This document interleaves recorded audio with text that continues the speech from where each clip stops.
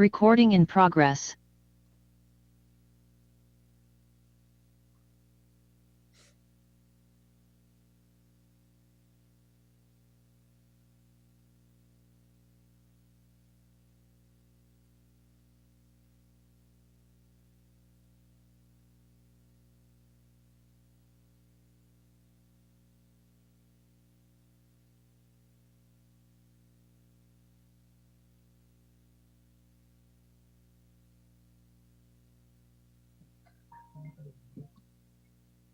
Hi.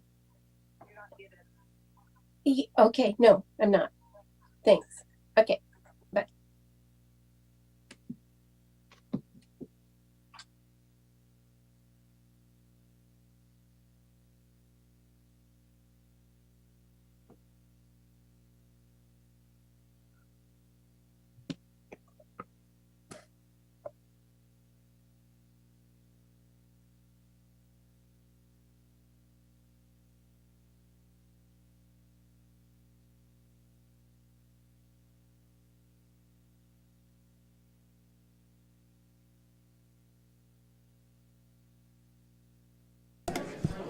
Oh, there you go. Yes, you are. I'm ready. Good evening and welcome to the Federal Way City Council meeting for August 8th, 2023. Would you please rise for the Pledge of Allegiance? I pledge allegiance to the flag of the United States of America and to the republic for which it stands, one nation, under God, indivisible, with liberty and justice for all. All right, thank you very much. We got a lot of folks here tonight. That's great. We've got a busy agenda, so we'll get right into it. But before we go any further, I want to let everybody know our council president is appearing remotely. Hello, Council President Kochmar. Hi there. Very good. And Councilmember Dovey is out of the country on vacation, and so therefore his absence is excused. Okay, now let's move on to, let's see here. We have a very special announcement. It's really some very, very sincere generosity by Bella Red Salon and Kristen Speakman, the owner of Bella Red Salon, who will be providing free back-to-school haircuts on August 28th at Town Square Park. That's from noon to 7 p.m. That's on a Monday.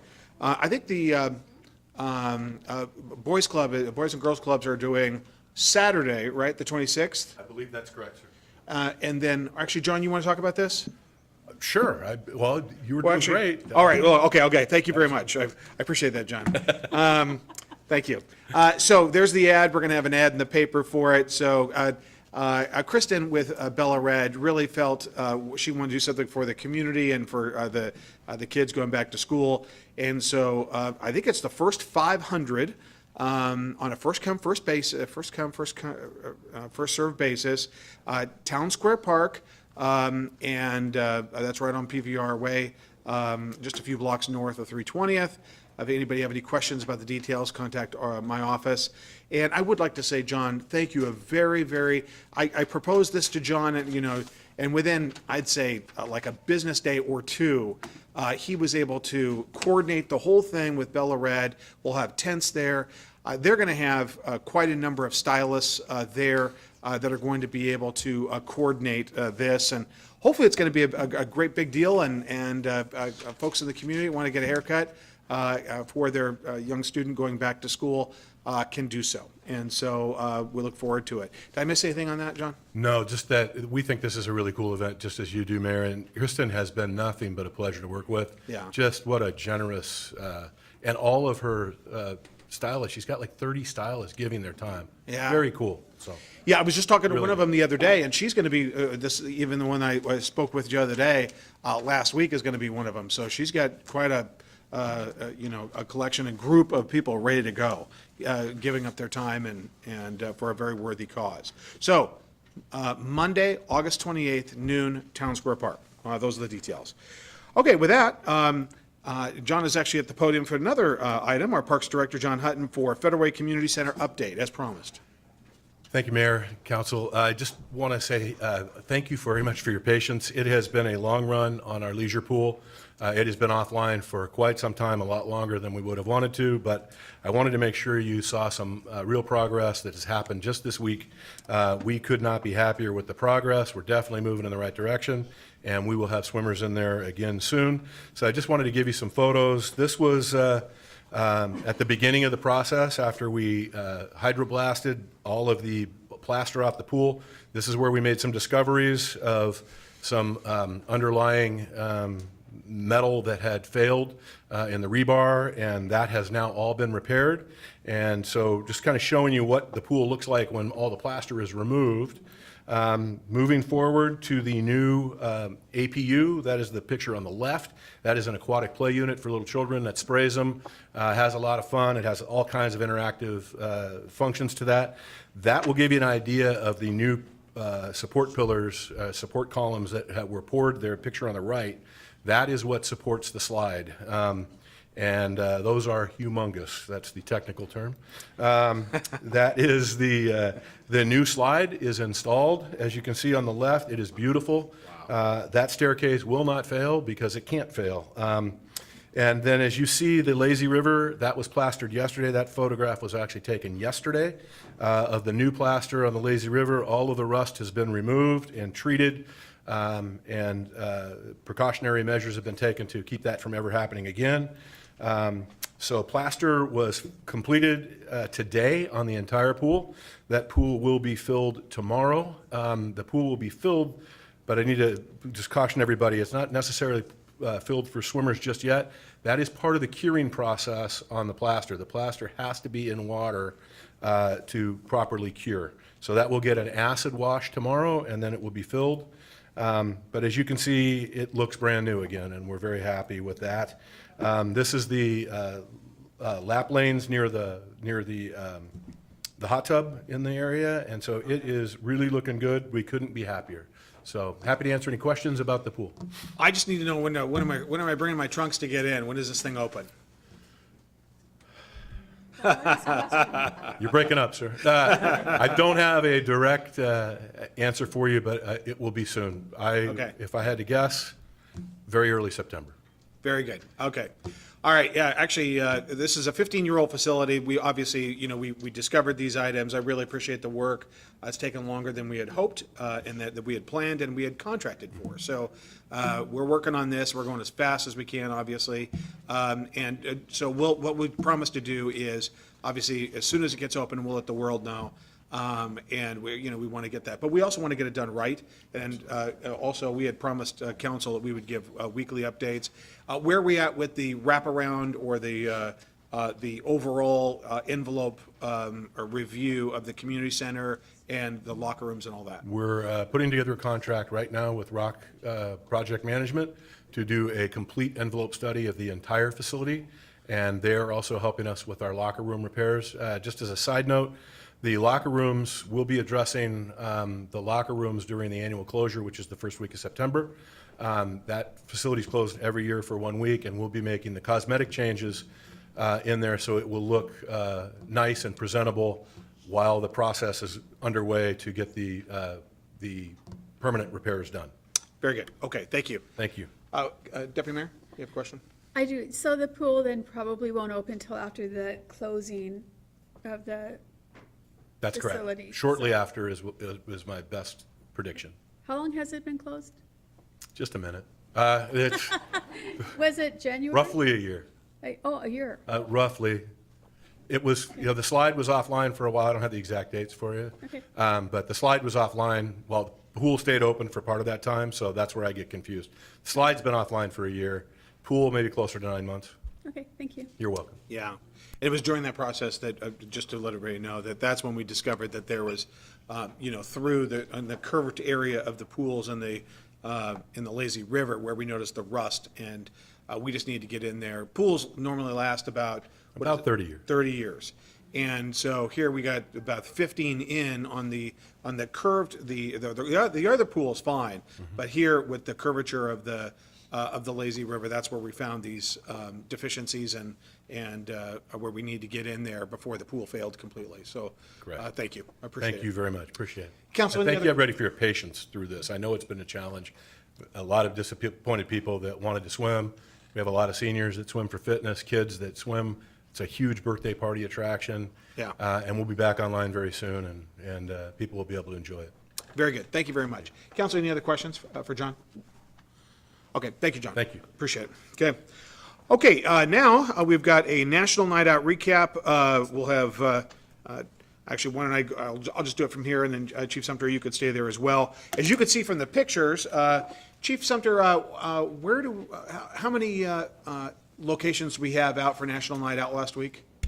We had 20 register up to the day of the event, register with us so that we knew about them. 2 more on the day of the event, and then we learned about some others that had not registered with us. We think there were 25 organized neighborhoods. Very good. That's great. So you could see actually, how many do you think we had? 7 or 8?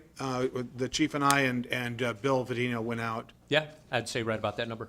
Okay, and we got, as you could see from all the pictures, we were really impressed with the turnout in some of the locations, or many of the locations, and it was just absolutely great. Some we'd been before, some we'd never been to. And it was a beautiful evening, a great opportunity to get to talk to our neighbors about issues that matter to them. And I think really the great benefit of National Night Out is for neighbors to be able to talk to neighbors. And we saw many of our police department personnel out there, and some of our explorers and crime prevention staff, as well as our fire department and many of the council members as well, and members of the community and other elected officials. So it was a great opportunity to get out and see all those folks. So thank you. Okay, and now moving on to recent events. We had the Dick's Drive-In opening day on July 27th, a day long in the making. In fact, every time I look over there, there's long lines. In fact, actually, Marty Brian, I don't know if I told you this, but Marty sent me a link that is a live camera, and it was that evening, it's still on the 27th, long afterwards, and there were still long lines. And so it really was, it's nice to have the iconic sign. Thank you, council, for the approval of the iconic sign, and it really is a great addition. If you take a look at the development that has occurred really on the west side of the Commons Mall, with not only Amazon, but Dick's, the new bank building, the new pet store, and things that are going on at the Commons. It's great. So we also the next day there was the 67th Kiwanis Salmon Bake at Steel Lake Park. That was Friday, July 28th. Always a great event and very successful. Rotary Speed Croquet Tournament on Saturday, July 28th at a local school. Thank you very much for Rotary. They raised a lot of money for a great cause. Movies in the Park at Town Square Park on that Saturday, last Saturday, July 28th. I think it was Ant-Man and Quantumania shown for free to the community. And we've got the next one. John, when's the next one again? I don't have the date on me, but it's coming up in August, and it'll be a great show. It's a kids' movie this time. Did you? Oh, Lyle Crocodile. Thank you, yeah. And I think it's the 19th. I believe you're It's correct. a week from this Saturday.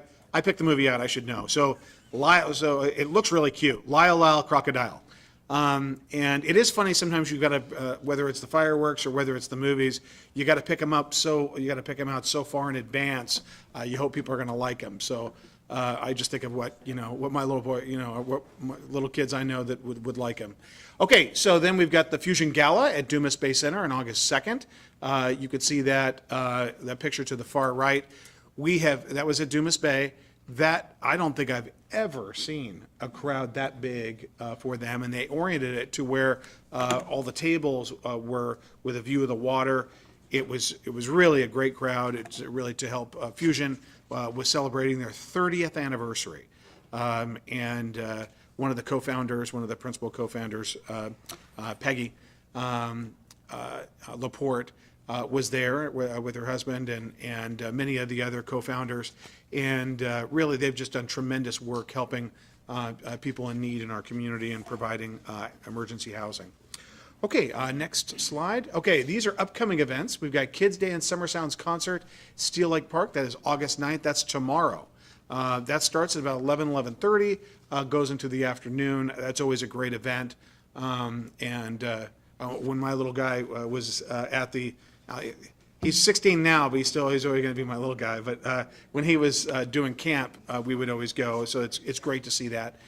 Lake Haven headquarters grand opening. If you haven't seen the headquarters, come on down, and that's on August 23rd at 2 p.m. It's beautiful. And Lions Car Show at the Commons Mall, one of my favorites. That's August 26th. New and old, and I wouldn't say old, classic cars. It's always really fun to walk up and down, and it's always kind of difficult to make the Mayor's Cup selection. We've got Run with the Cops for Special Olympics on August 26th, and begins at the community center. And so those are the things that are upcoming.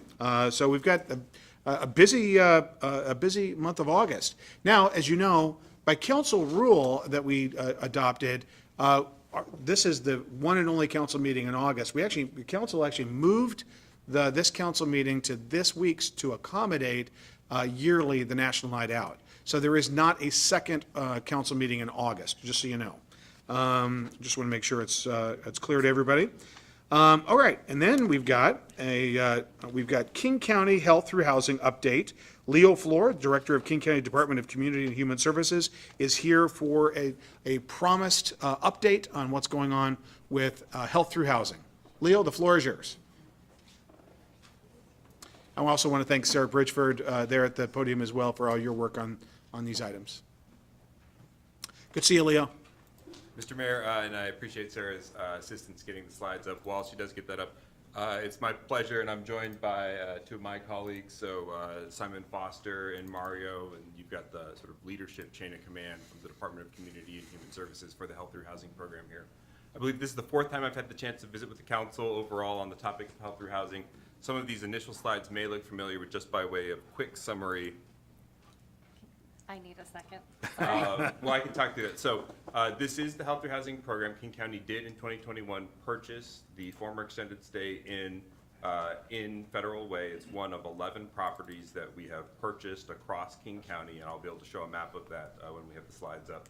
And what we hope to do here today is to update the timeline that we're seeing to, one, conclude and complete the requirements that the city has for gaining a certificate of occupancy at the building. So we'll be able to show an updated diagram that shows what those steps are.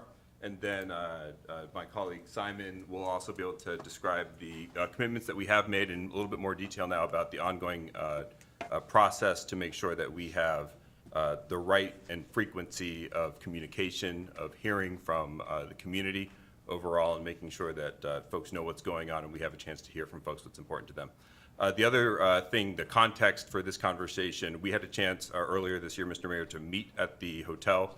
I appreciated your leadership and your administration in arriving and showing up and helping us understand what type of information might be helpful. We left that committing at King County to make sure that we are increasing our communication with you and your administration and the city of Federal Way to make sure that you have clarity about what's happening and what's not happening. Real quick, I'll ask my colleague Mario to summarize the communication that's been happening since then as we have continued to make progress and understand the timeline on which we'll be able to open this facility. Mario? Thanks. Thank you for granting me this opportunity to address you today. I'm Mario Williams-Sweet. I'm the Major Initiatives Manager for our Housing, Homelessness, and Community Development Division here at King County, and I oversee the team that's responsible for implementing the Health Through Housing initiative. I'm here to briefly summarize the conversations and meetings that we've had with your esteemed city staff and the awarded operator. And these sessions really have served as pivotal planning and strategy spaces so that we can really nurture relationships and align our efforts for fruitful collaboration. In these conversations, we've explored the early stages of planning for several essential elements. And as we navigate through the Future of Health Through Housing initiative, transparency and effective communication stand as our guiding principles. Our objective has been to create an environment of collaborative spirit where progress can be shared openly, challenges can be addressed, and a successful program can be crafted that reflects the community's needs.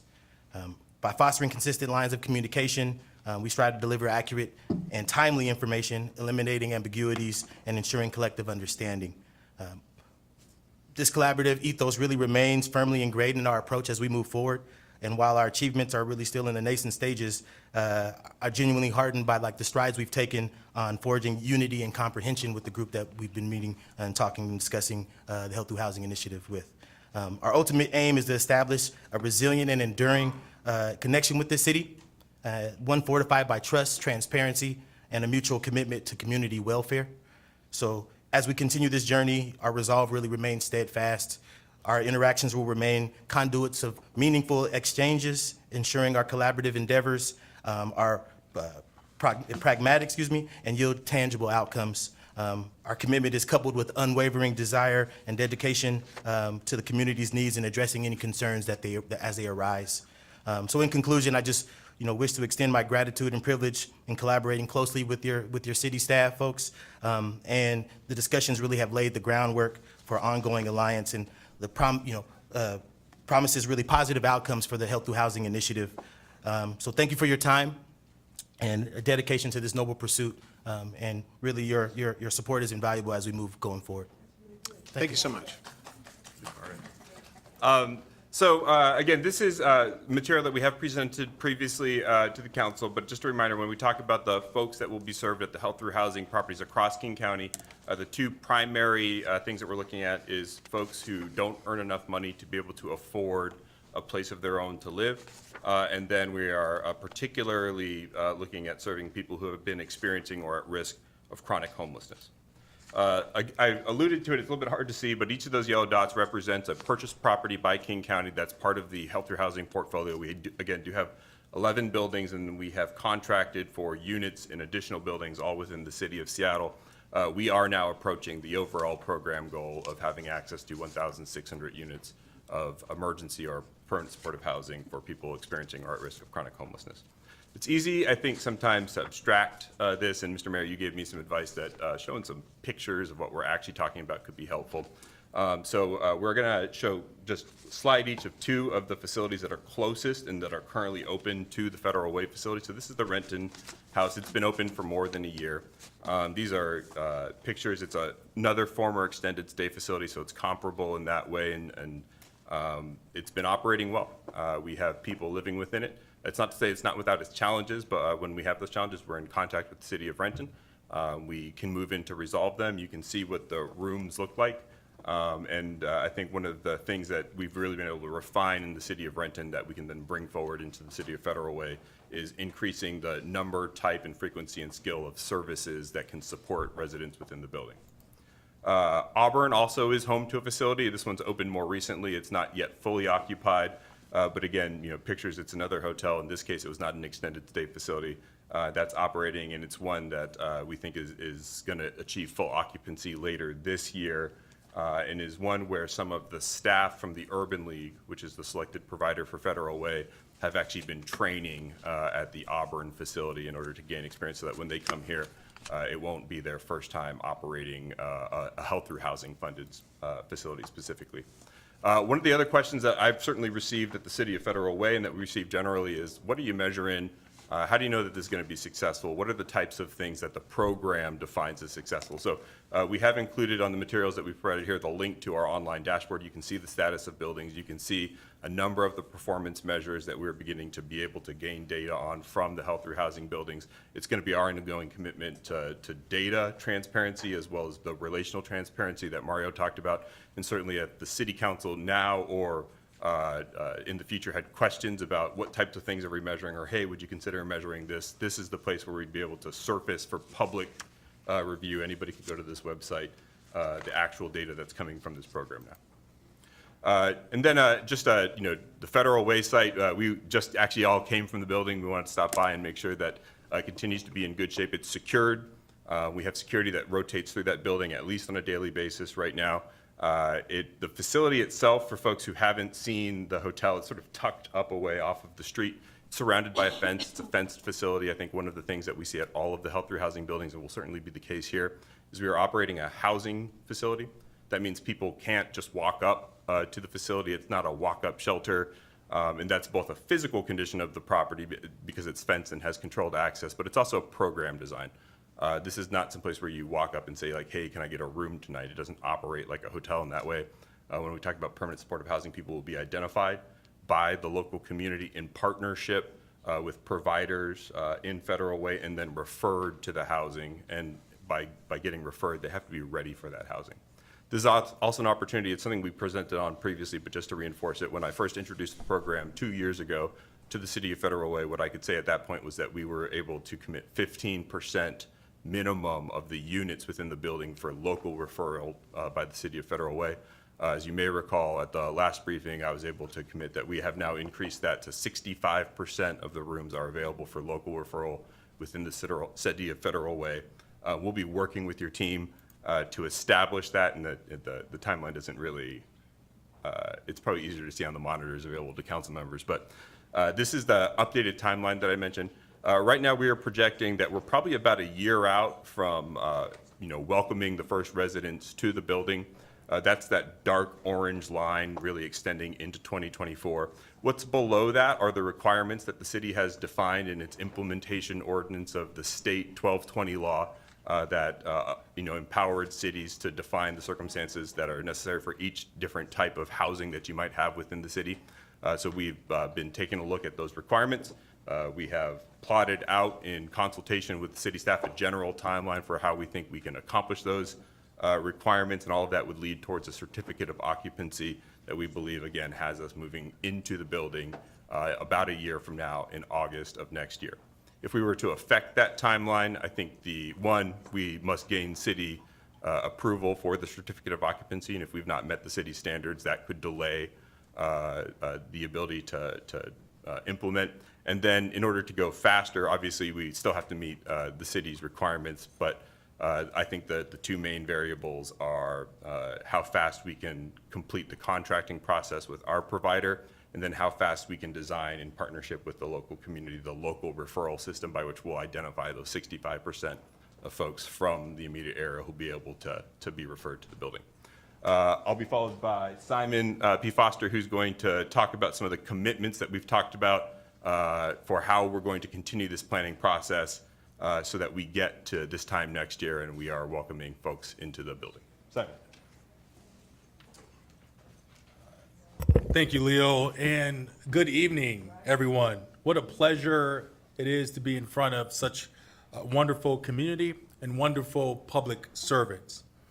I'm going to be talking very briefly because we're already over time here and put this opportunity with some perspective here. The second thing I want to do is say a few words to thank this community, and then I want to talk about next steps.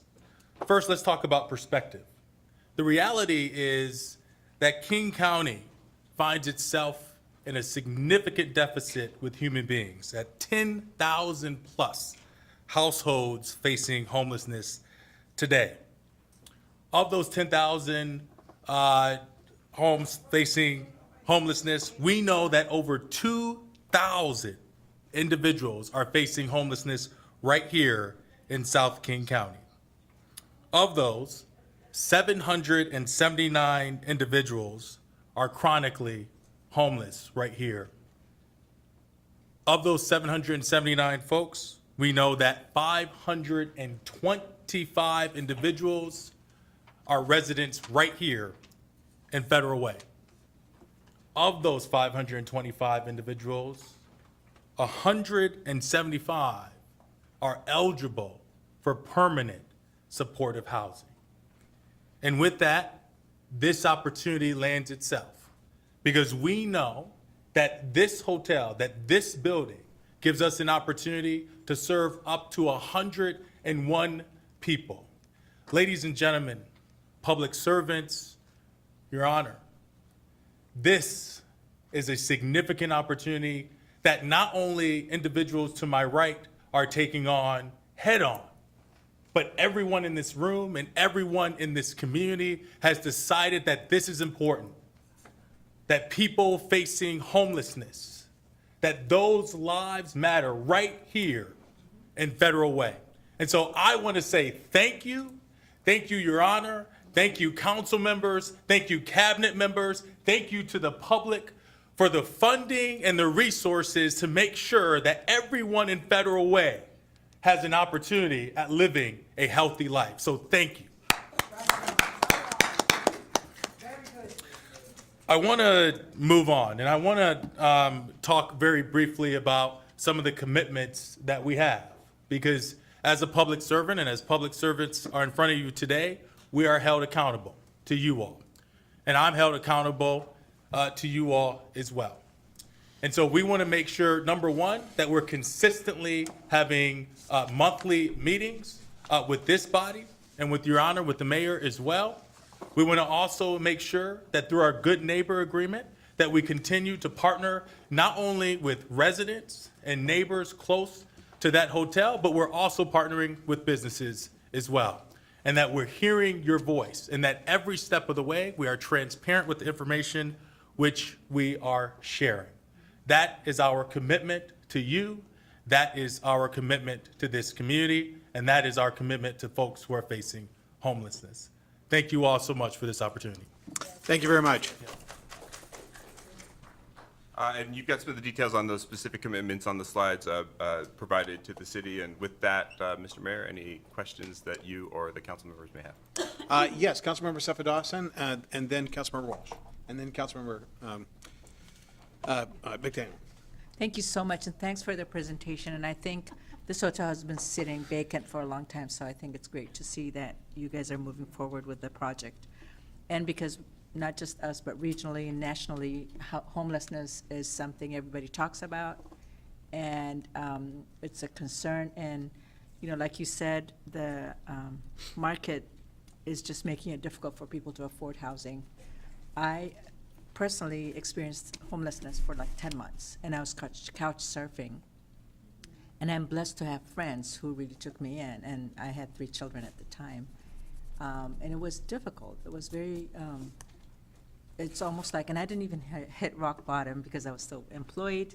I still had my community that supported me in other ways. And so it's just something that's really devastating when you don't have roof over your head. So I do appreciate that there's one more opportunity, because we don't have one size fits all. So there's different programs, different ways of supporting people experiencing homelessness. And then you have the chronically homeless. And I also was a housing director for single adults who had HIV/AIDS. And so taking them from the street and housing them, some were not successful. And I think we all need to understand that, and we know that.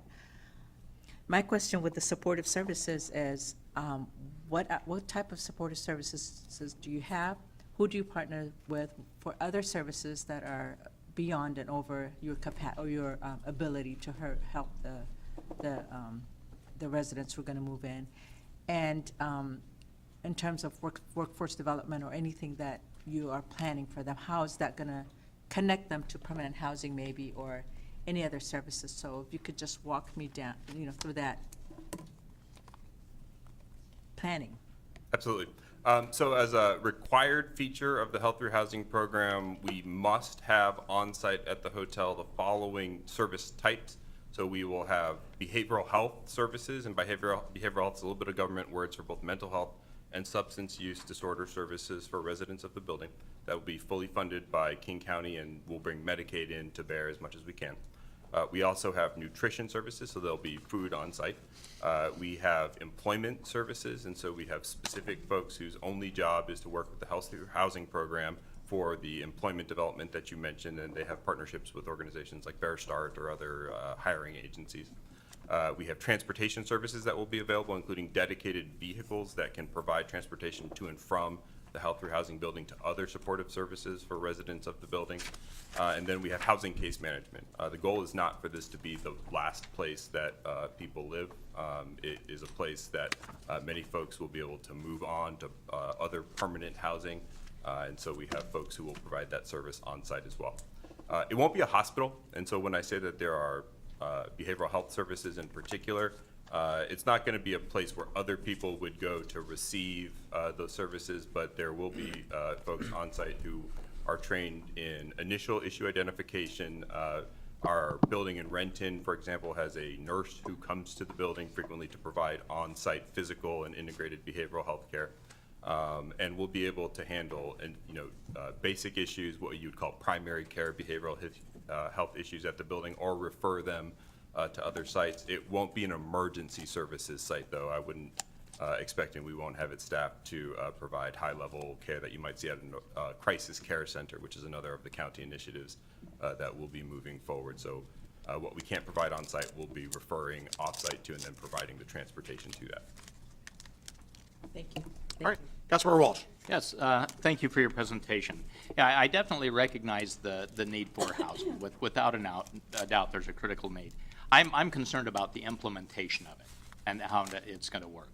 Now that the state legislature has finally made drug possession illegal once again, what will be done to ensure that the tenants are obeying the law and protecting the neighboring residents and businesses?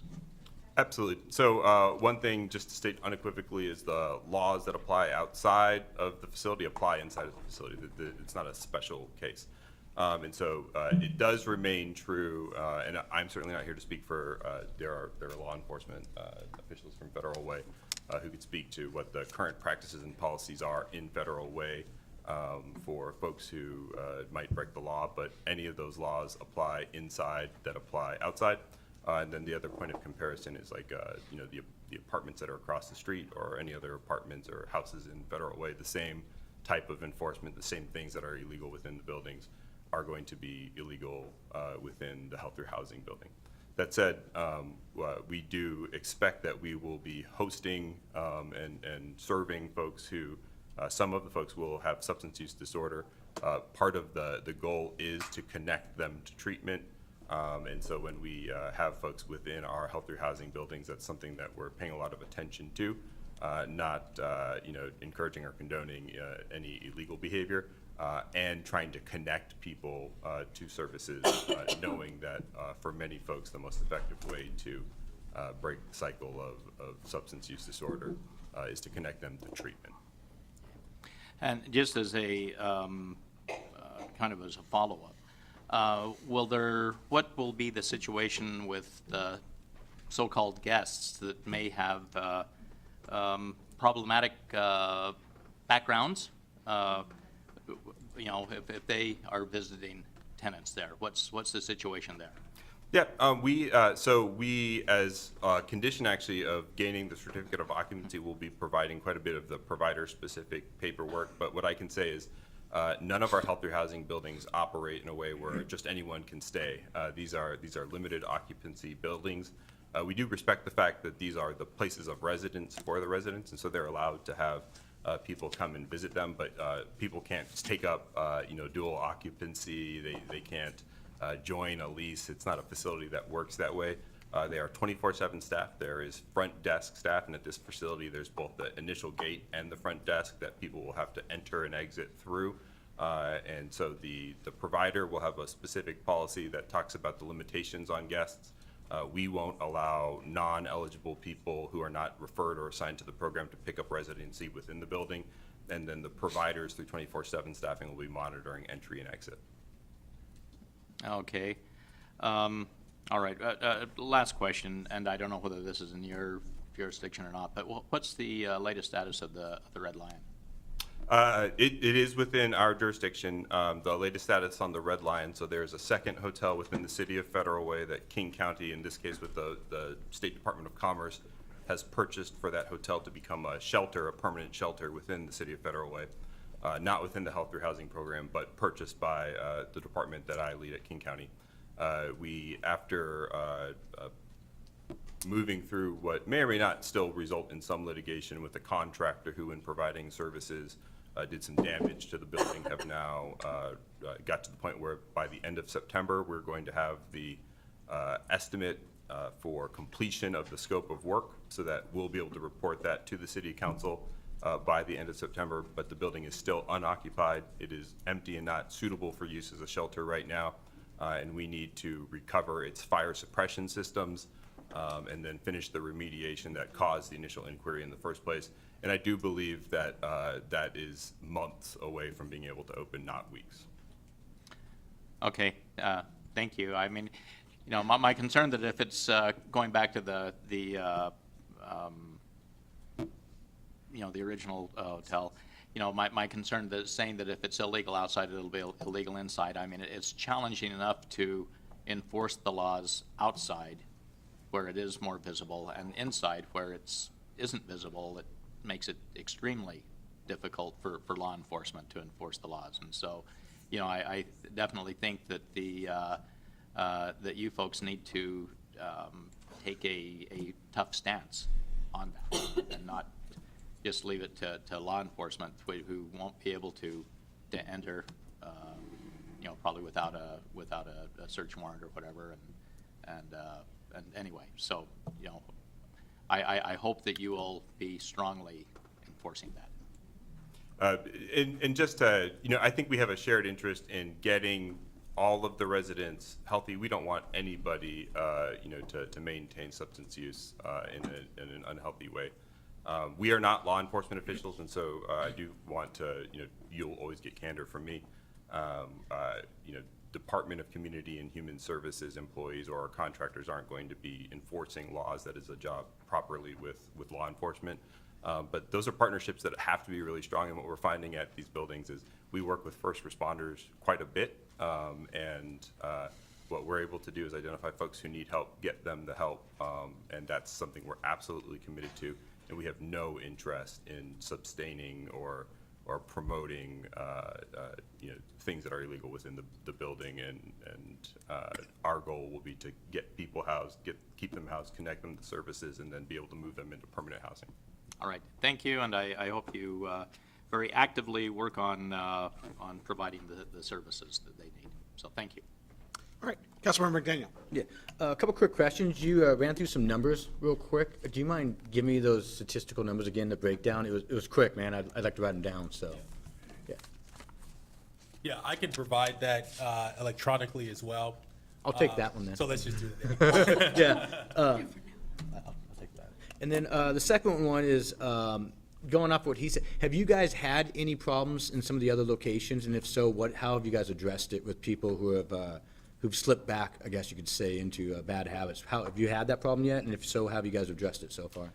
It is absolutely true that some of the folks that we are serving, both in the Health Through Housing program, and we also administer the Medicaid-funded behavioral health system on behalf of King County generally.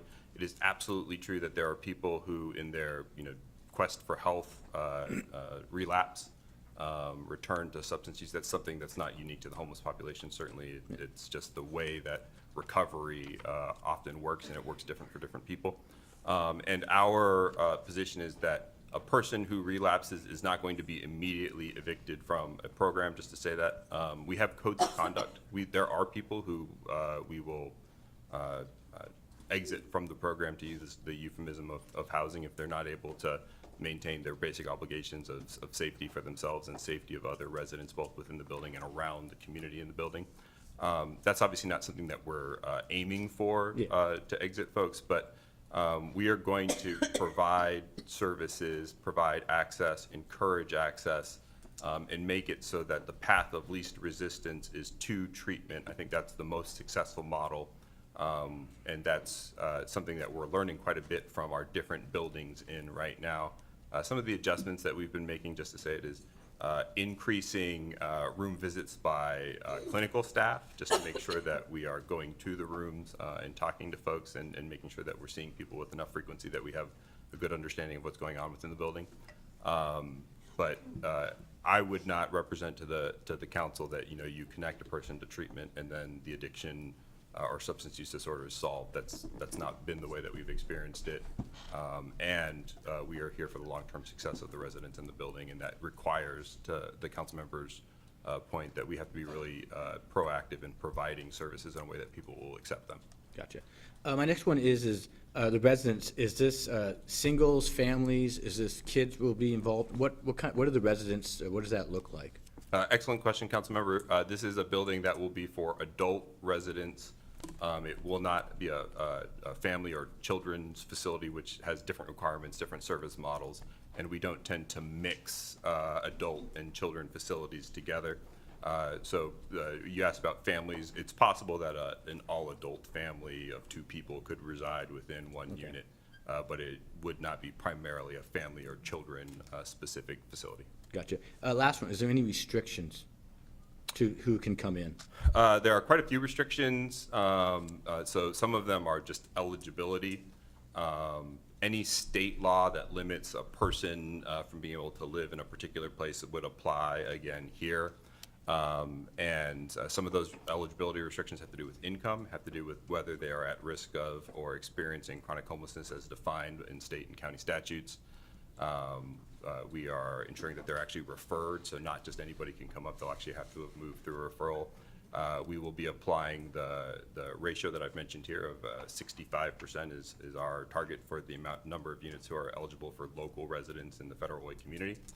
So that's another criteria. And then there are, to the extent that what you're also asking is like, can just anybody live here? Are there certain people with certain offenses? Yes.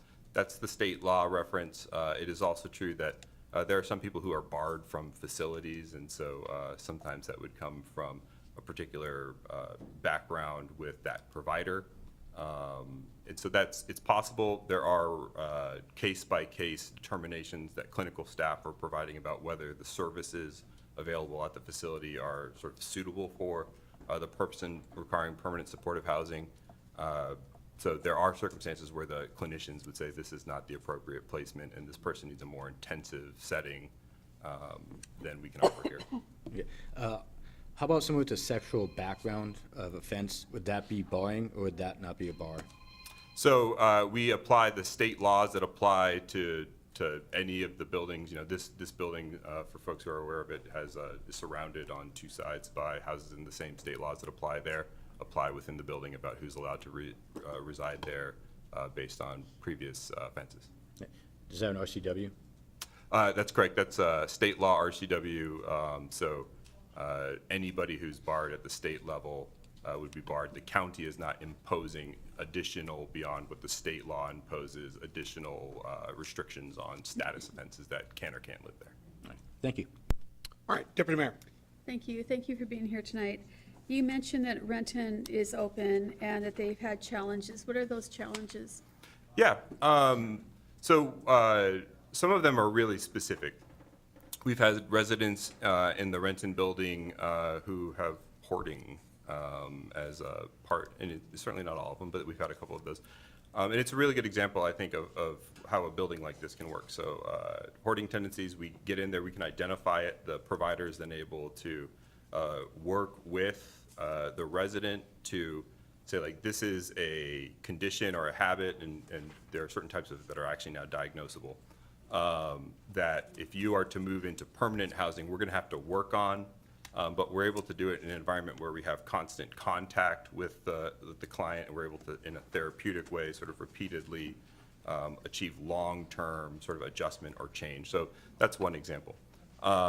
We have the fire, first responders, firefighters will respond to the building if there is an issue inside of a building. So we have had some buildings or some rooms where a fire sprinkler goes off. And these hotels are built as hotels. And so one of the things that we really had to learn is if the sprinklers go off and they are there for safety, they can soak rooms, and we then have to move people out of the rooms. And if you were operating it as a hotel, you'd maintain some level of empty rooms within the building so that you could move people around.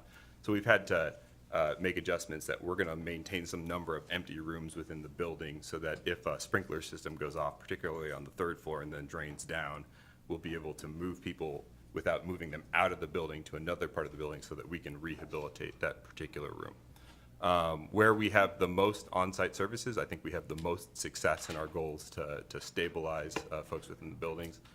So early on in the Renton building, we had some intermittent nurse staffing, and we've been able to since cure that, working with the provider, and have more consistent presence of nurses, and that's really increased the level of exposure to services, to healthcare inside of the building. And then it takes all providers, I think, some time to just learn a building, and we've certainly seen that. So even though we're working with the Urban League providers to get experience at other sites across the county right now, it's going to take them a while to learn the specific building here in Federal Way, how it works, how it doesn't work, what types of another specific to that building, we had an experience, although it was when we were using it for immigrants and refugees, where folks weren't used to microwaves. And so we had people put metal cheese wrappers into a microwave. It set off the smoke alarms, and we had to call the, in this case, Federal Way Fire Department. They were very gracious about coming, but they also said, like, hey, we would love it if you would filter some of these requests so that we can understand a little bit better when we need to respond immediately versus when we can call you at the front desk. And those are the types of building-specific adjustments that I mean. Okay. You gave us several numbers, 2,000 South King County homeless, 779 chronically homeless, 525 from Federal Way, 175 eligible for permanent supportive housing. Where did you get those numbers from? Those are coming out of our homeless management information system. So that's the database that the county at the King County Regional Homelessness Authority maintains, and any provider contact goes into HMIS, and then HMIS is a database that we can draw data out of. Okay, so then when you say that we'll have 65% local referral to the hotel here in Federal Way, is that South King County or is that Federal Way? It is defined within the ordinance not to confine specifically to city limits. That doesn't mean that that couldn't be what we eventually agree on. There was a dark blue bar on that Gantt chart where we'll actually be committing to you all and planning with city staff our specific local referral plan here. And that's the formal, we'll make that decision in partnership with the city as a final matter. The reason why it gets a little bit complicated and we want to collaborate with you all on, it might be that there's a person who's lived in Federal Way for a very long time, but they are now experiencing homelessness in Kent. Would we consider that a local referral is a question that we'll want to grapple with you all. Obviously, the other condition can be true where perhaps somebody in unincorporated area proximate to Federal Way then moves inside of the city of Federal Way. Will we consider that person eligible for local referral is another scenario that we'd want to tackle with the city. So that's the reason I don't have a specific answer for you. It's not mandated by the county or state legislation. We will commit in a very specific way with you all and when we finalize the local referral plan, and that's some of the complexity behind it. So with the hotels you have, there's only 3, if you count Renton as South King County, and some people don't, hotels in South King County. So one would be Federal Way, one would be Auburn and Renton. If you do 65% local, and that is, let's say, Federal Way, there's a lot of people in South King County that perhaps won't be able to be housed. It is absolutely true that even when this program is fully operational at 1,600 units, we will vastly be below the level of need, both in South King County and King County generally. As Simon mentioned, the local numbers, countywide, there are more than 7,000 people experiencing chronic homelessness right now. And we won't even get to a third of all of those people when this program is fully operating. And my last question is the Kirkland Hotel or the Redmond Hotel open? And if not, when will they open? Neither the Kirkland nor the Redmond hotels are open right now. The Redmond Hotel was the successor hotel to the Federal Way Hotel and the refugee housing program, so it has operated. The Redmond Hotel will be the first of those hotels to operate, and we are at the stage of finalizing with the city the provider selection for the Redmond Hotel.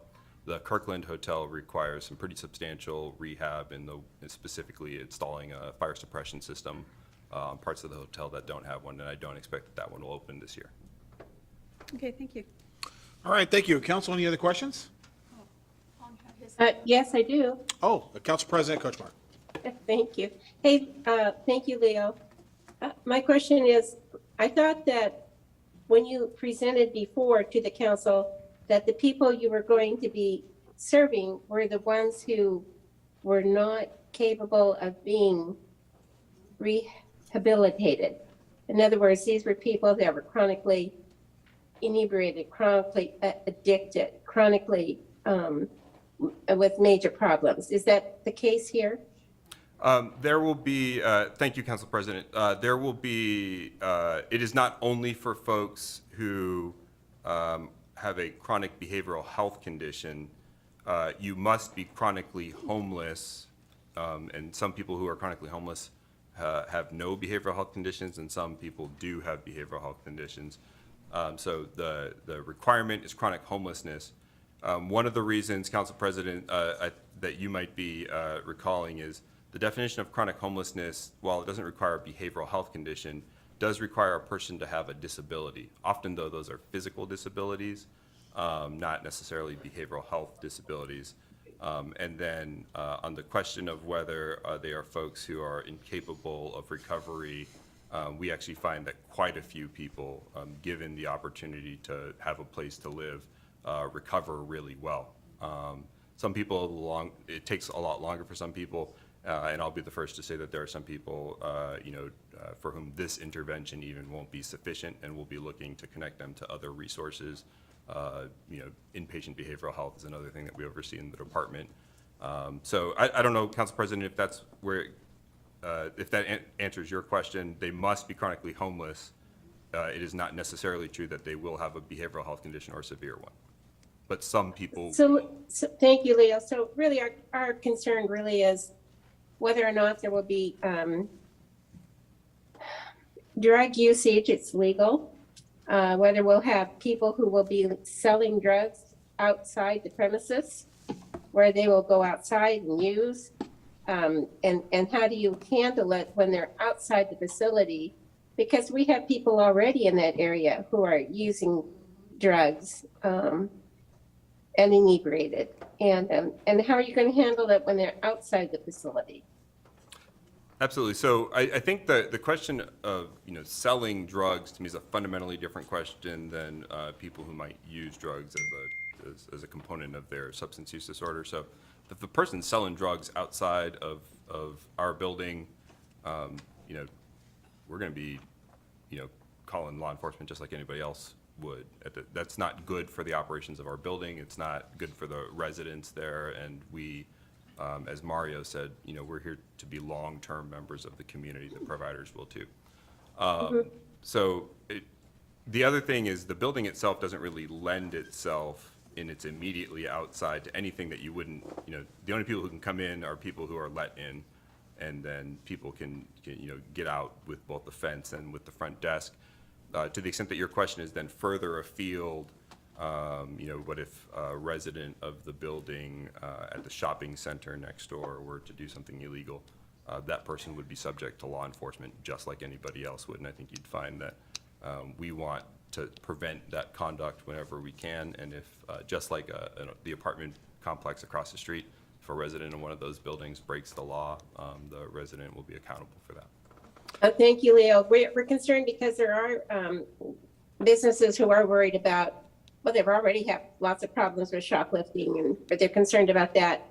And in addition, the apartments who are directly to the west of your building have a lot of children that go to school in the area. And so there's big concerns about whether there's going to be drug usage and whether there's going to be people stealing to support their habit. But finally, my last question is, do you have on-site security? There is on-site security right now, and that will continue to be the case. And they're not necessarily there 24/7, but there's a security presence there daily, and then we have rotational folks who are coming through at night, and that's until occupancy. To the extent, Council President, that your question is about once we're occupied, I want to start by saying we're not dogmatic about this. So if the conditions in the building warrant security, we'll be the first ones to deploy security to the building. Of the health through housing buildings that we are operating right now, we do not have any that require on-site 24/7 security because we have on-site 24/7 staffing, and we have services, including behavioral health services on-site. And so we don't have a building whose conditions warrant on-site 24/7 security staff. But that's part of, I think, the conversation that we'll continue to have. the city, with the residents, and certainly the residents of the community around the building, and then certainly the residents within the building. And if we determine that the conditions are unsafe within the building, we're going to deploy security in a way that can improve those conditions. Thank you. I think we just want that you will agree to, when we have problems with your building and some of the residents, that you will work with us to resolve the problem. We're very concerned about that.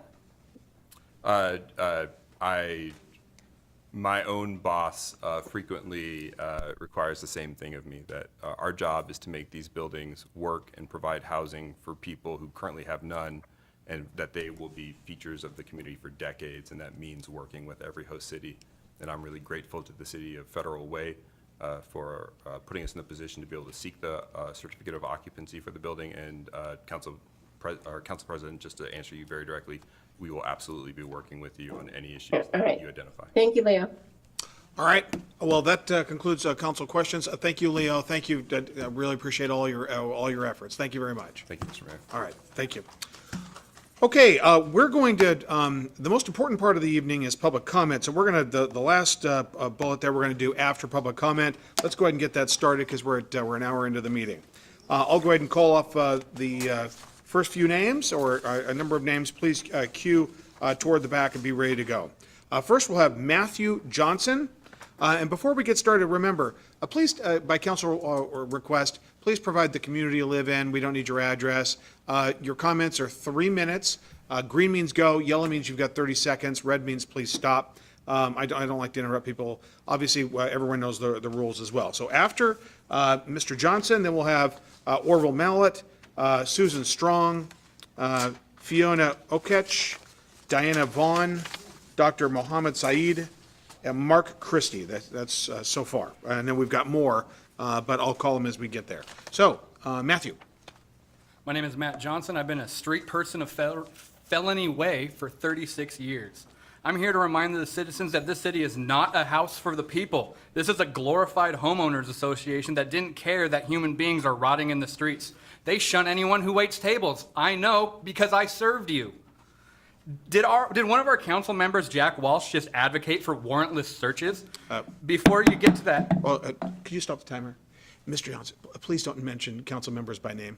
Okay. Okay. Did one of our council members just mention a warrantless search? Because if you did, take that down. That's the Fourth Amendment. Another sign of poor leadership is flaunting new suits while taking a government salary that's more than what the family makes a month for a position you are not elected for. The last quality of poor leadership is running for re-election after 10 years of doing absolutely nothing but playing the part of a poorly written Disney Channel villain.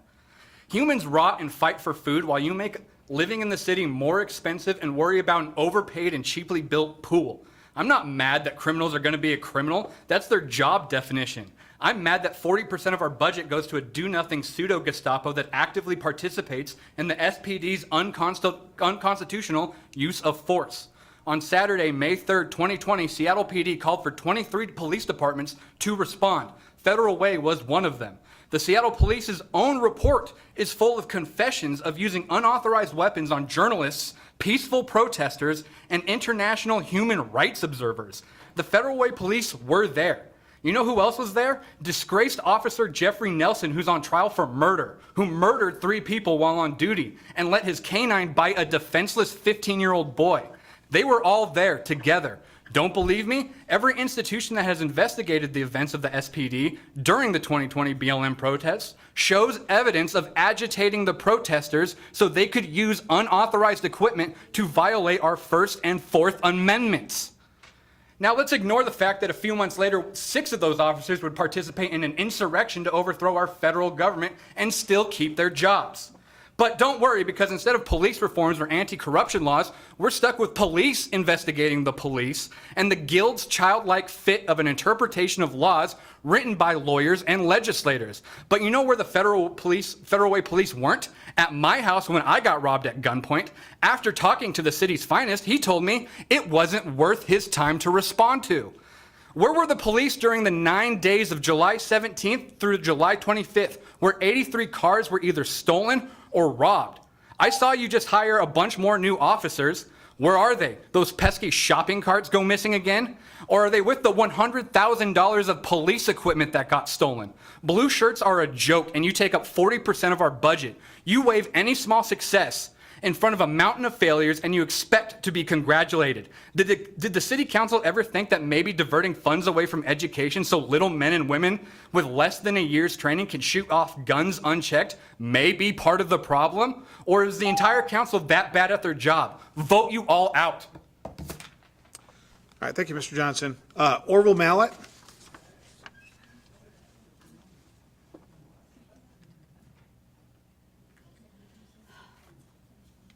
Good evening. I'm so hard of hearing that sitting right there, I couldn't understand a word that people were saying here. So I want to read this. Help needed. Do you want to stop global warming? There is only one way to save the world. We must remove the carbon dioxide and excess water from our skies. We must build thousands of helicopters with CO2 condensers. This will make dry ice. We will then drop the dry ice on the world's mountains and replace the melted ice and snow. We can prevent the occurrence of hurricanes and tornadoes using dry ice. Our oceans are dying because of excess CO2. On this one, during the Trump presidency, NOVA episode 42, or series 42, episode 10 was removed, and it told that our oceans in 50 years everything will be dead. There's so much acid that shrimp can no longer form shells. Fish are not being able to form bones. Anyway, I believe I'm the only person in the world that knows how to save the world. Bill Gates, you must bring the world's rich together.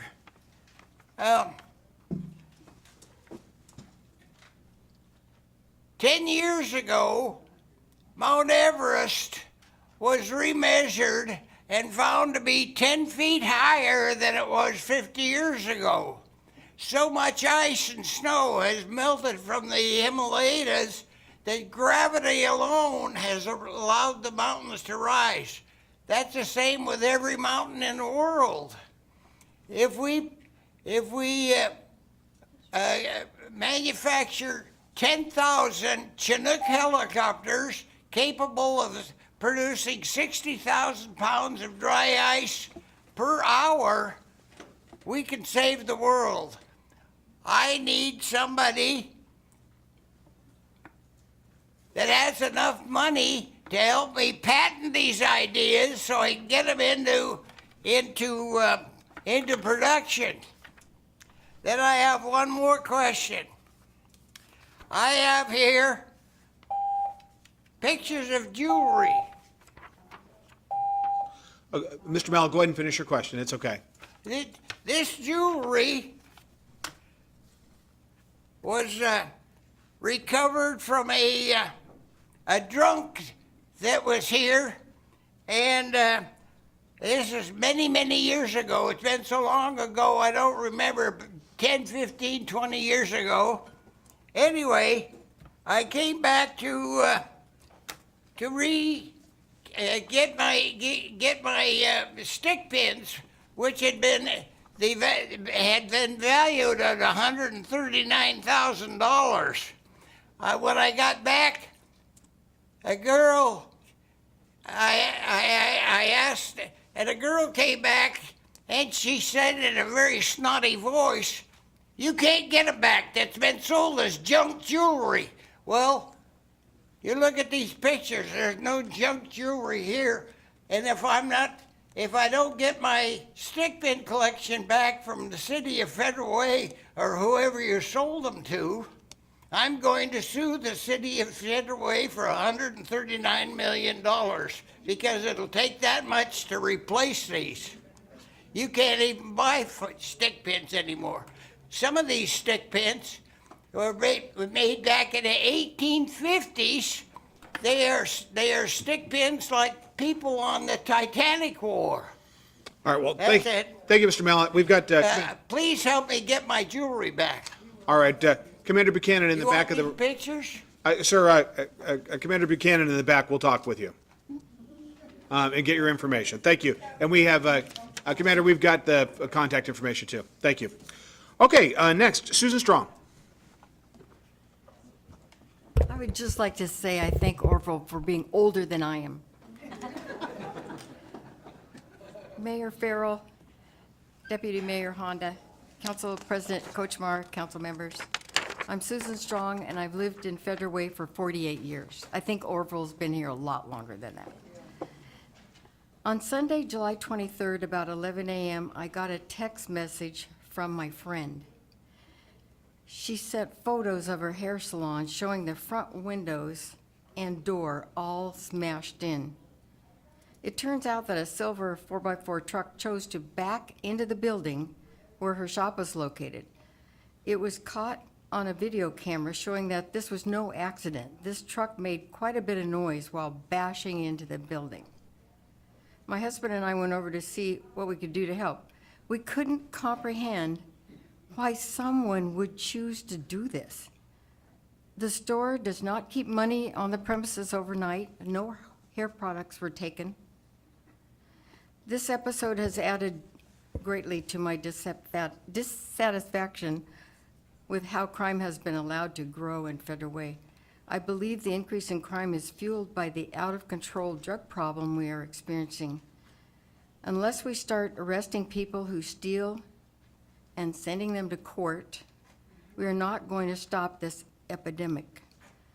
Drug-addicted thieves need to be charged appropriately in a court of law and given the choice of prison or a lengthy substance abuse treatment. Thank you. Thank you, Susan. Fiona Okech. And then Diana Vaughn. Oh, one second. Hello, everyone. Oh, I'm sorry, Fiona, before you get started, she's got 5 minutes. Please. Thank you. Hello, everyone. Hello, council members. My name is Fiona Okech, and I am the Youth Director of African Young Dreamers Empowerment Program. I am also a junior in WSU. Go Cougs, everybody. Majoring in chemical engineering. Since coming to the United States in 2017, I noticed many of my friends were suffering emotionally and mentally, and to cope, they turned to drugs, alcohol, and some of them even going as far as committing suicide. Minimal resources available, especially for low-income minorities. I asked my mother to help us create a safe space for youth to voice their frustration and help them find better alternatives. Through an assessment we conducted in 2019, the youth mentioned many issues that needed to be addressed. The most important request was that they needed to see more youth in decision-making positions. And that's what we did. Our organization is a youth-led, adult-guided program, and majority of the board are youth between the ages of 16 to 25. Since 2019, we have been tackling issues on youth incarceration, alcohol and drug abuse, low high school and college graduation rates, among other psychosocial factors that have greatly impacted our youth in Federal Way. Some of our achievements include: we are supporting over 200 youth within the city of Federal Way alone. Last year, nine youth who could have been in jail for minor offenses are now volunteers in our environmental activism project. Over 300 trees and shrubs have been planted by the youth in IDEPI in South King County. Also, our youth have been actively picking trash and marking drainage within the city. We have seen over 30 students graduating high school and colleges and getting jobs thanks to our program. Our out-of-school program, currently serving 45 youth, have been working on skits and songs to present for marijuana, alcohol, and tobacco prevention concerning underage youth. My dream is to attend my friends' birthdays, weddings, graduations, and even gender reveal parties, as opposed to burials, court dates, protests, and hospital visits. We are not just statistics to be quoted and then later ignored. For the first time this summer, I have attended over 6 graduations for students who have been volunteering in IDEPI. Currently, our organization is in a difficult situation as all our funding ended on June 30th. Since inception, we worked in our 1-bedroom apartment in Federal Way. Luckily, in July last year, through the support of OSPI and DSHS, we were able to find a small office space where we conducted most of our outreach programs. Now, we are on the verge of moving back to our 1-bedroom apartment because we have no funding, and this will make it hard for students who have been in our organization get the resources that they need. We need the city to offer support to our youth organizations because youth are the future of tomorrow. Youth-led organizations such as IDEPI are doing a tremendous job, but without assistance, we will continue to lose our youth. Lastly, before I go, yesterday I was unfortunate enough to lose one of my friends. He was called Tevin Guigno through gun violence. And he left us yesterday at exactly 10:40 a.m. And our organization has been working really hard to try and reduce the numbers of statistics that are going over in South King County and in Federal Way. So I'm pleading with the city or to you in the public, please help us. Help us support our organization and other youth organizations that are there because we are doing a lot of work, but we are not supported the way we would like to. If you're able to visit our website, go to our website and see the work that we do. We usually plant trees. We usually go to drainage markings and do a lot of stuff. So please visit us. Come contribute to whatever you can because I really don't want to keep losing my friends. And I don't want to keep going to burials, going to these things. I want to do happy things. I want to graduate. So please, I beg of you, the city, try to help us, try to help nonprofit organizations because we're doing an amazing job. Thank you.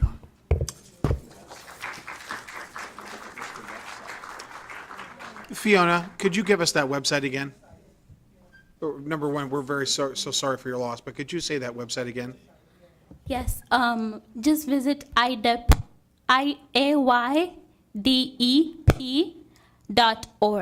O-R-G. And our organization, I'm sorry? AYDEP.org. Thank you so much. All right, thank you very much. Okay, all right, Diana Vaughn. Hello. Thank you for allowing me an opportunity to share some thoughts. I'm concerned about the interplay between mental health, substance abuse, and homelessness, which we all know are often related.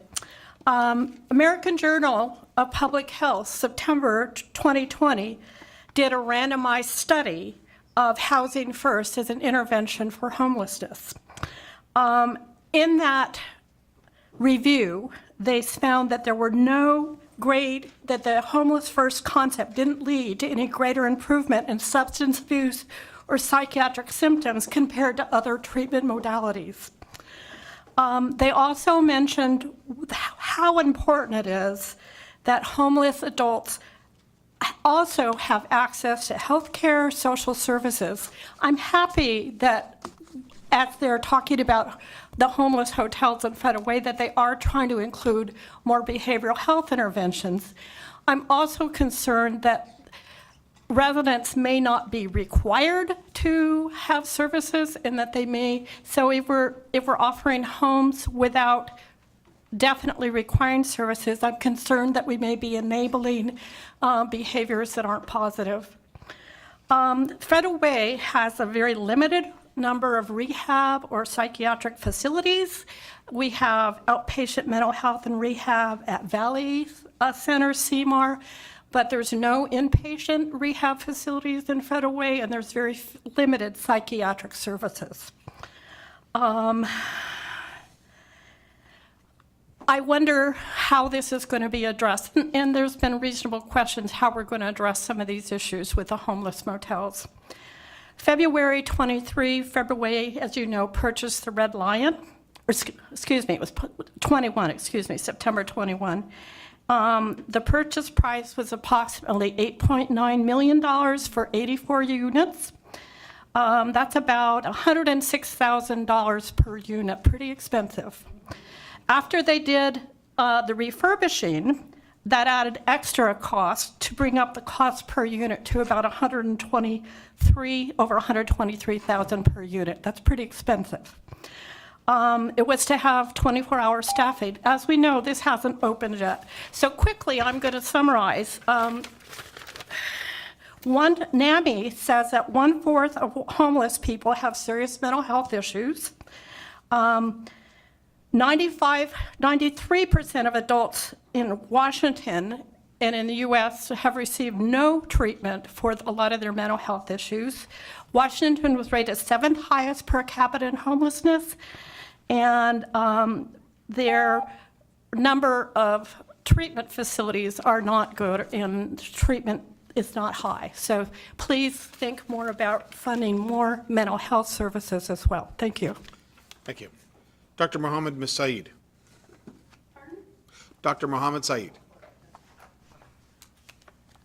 Thank you, Mr. Mayor and also Council. My name is Mohammed Saeed. I'm a physician that I'm living in Federal Way almost 46 years.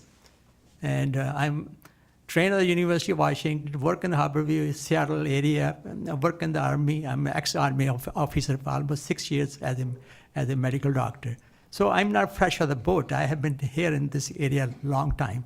And unfortunately, really, Seattle used to be a nice place. There has been tremendous change for the last 3-4 years. The crimes, the burglaries, all sort of, you already know. And honorable ladies, I agree with you. She said just a few minutes ago, okay, what's happening in the local area? Federal Way has changed tremendously. And unfortunately, not in a good way. And there's every sort of crime. We are not really safe anymore. I live in Marine. There's burglaries over there, night, day. And last week, probably you saw in the news and TV, our Islamic Center of Federal Way, that was broken 4 o'clock in the afternoon. 4 o'clock in the daytime in the afternoon. It was in the TV channel, in the news media, and that couple of TV channels over there. Hey, what's happening here? The reason is because I think there's no consequences. And I want to appreciate the police. They do a really good job, whatever the best resources they have. Defund the police, that was not a great idea. I think that was a terrible idea. We need more trained, well-trained police officer to save the public here. We live here, pay taxes, especially law-abiding citizen. Nowadays, looks like they don't have any rights there. It's mostly the rights are of the criminals and other people, not the tax-paying law-abiding citizens. So that I really appreciate the police. They tried their best. I had opportunity to see them as a couple of here, and also I see them as a patient. They're nice people. They have families. Their jobs are difficult, and they have to sometimes make a really split-second decision. And not everybody's, people make mistakes sometimes. So I want to thank you, Chief of Police, and their staff over there. You guys doing a great job. And maybe they need more help if we have. And lastly, about the homeless and drug addiction, I think the main issue is, I think unless you provide them the treatment, you do whatever you do, it's not going to work out very well. They need treatment. And also, number 2, there should be consequences. If they don't follow the treatment protocol, there should be consequences. Otherwise, it won't work. You can give them a 5-star hotel, and if they don't follow through, and if there are no consequences, they don't have an incentive. So my humble request is, please, you help them, but help them with the treatment first. That's the major issue. And if they don't behave, there should be consequences. Thank you. All right, thank you, Doctor. Mark Christie. And then as Mark makes his way up, the next ones we have are Ken Blevins, Rose Radaray and Billy Paddock, Carolyn Hoover, Jacqueline Copley, Jeffrey Tancredi, Carmen Kaler, Anna Patrick, and Phyllis White. Philip White, excuse me. Sorry about that, Philip. All right, sir. Good evening. Nice to see all you. I just want you to know I don't speak as some like snooty country club Republican type. My wife and I are on a limited income as retirees, and we recently had to go out into the rental market. And I'll say we were scared spitless, or I could even use that other term, but I won't. We were scared of that too. It's not a good experience. But here's the point. They're not the same issue. There's a general problem of a tight housing market, tighter, more expensive. It's a tough issue. But what you heard tonight from the well-meaning people has nothing to do with that. It would do nothing to solve that. Don't conflate the two issues. They're not the same. Also, I want to let you know that while I appreciate what Paul did in trying to get exact numbers, you did the right thing. Don't believe the numbers you were given, because even though the person's well-meaning and sincere, he doesn't have the kind of numbers he thinks he does. It's not possible for him to have the kind of numbers that he thinks he does.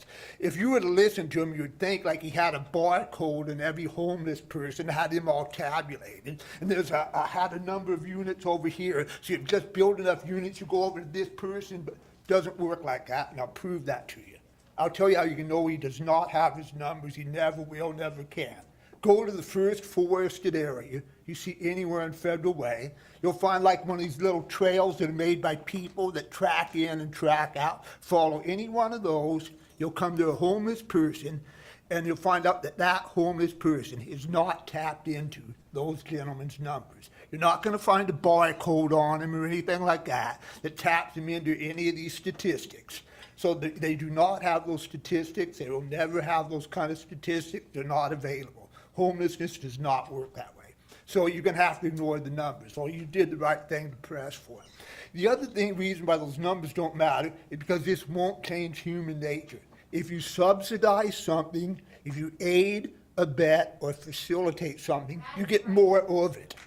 So however many homeless people there may be today, once the word gets around that Federal Way is making it easier to be an alcoholic or an addict, that's going to have nothing to do with the numbers a year from now or 2 or 3 years from now. If you subsidize something, you get more of it.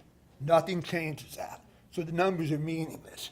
So this is why we have to stick to basic norms. There's just a basic norm that you don't aid, abet, or facilitate people to be alcoholics or addicts. You don't just because you don't, and just because you don't.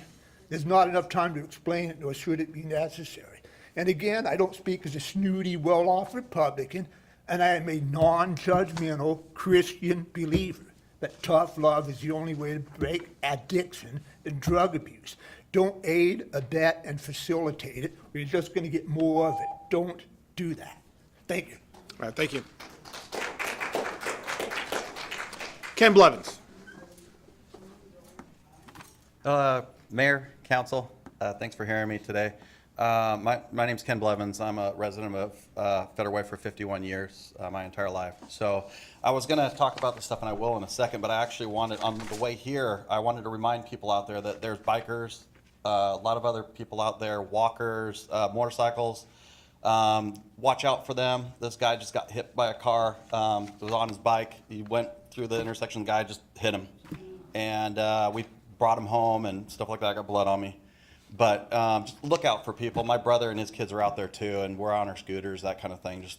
Just pay attention. So I know we're trying to get home and that kind of thing, and the guy that hit him didn't mean to do it. But so just keep that in mind. So about this whole thing with this housing authority here, and really it's disappointing. The first guy that came up and talked, just all these big words and all this smoke. The second guy that come up, or maybe it was the second and third. The third guy that came up, just, a little more, my language, but smoke, more smoke.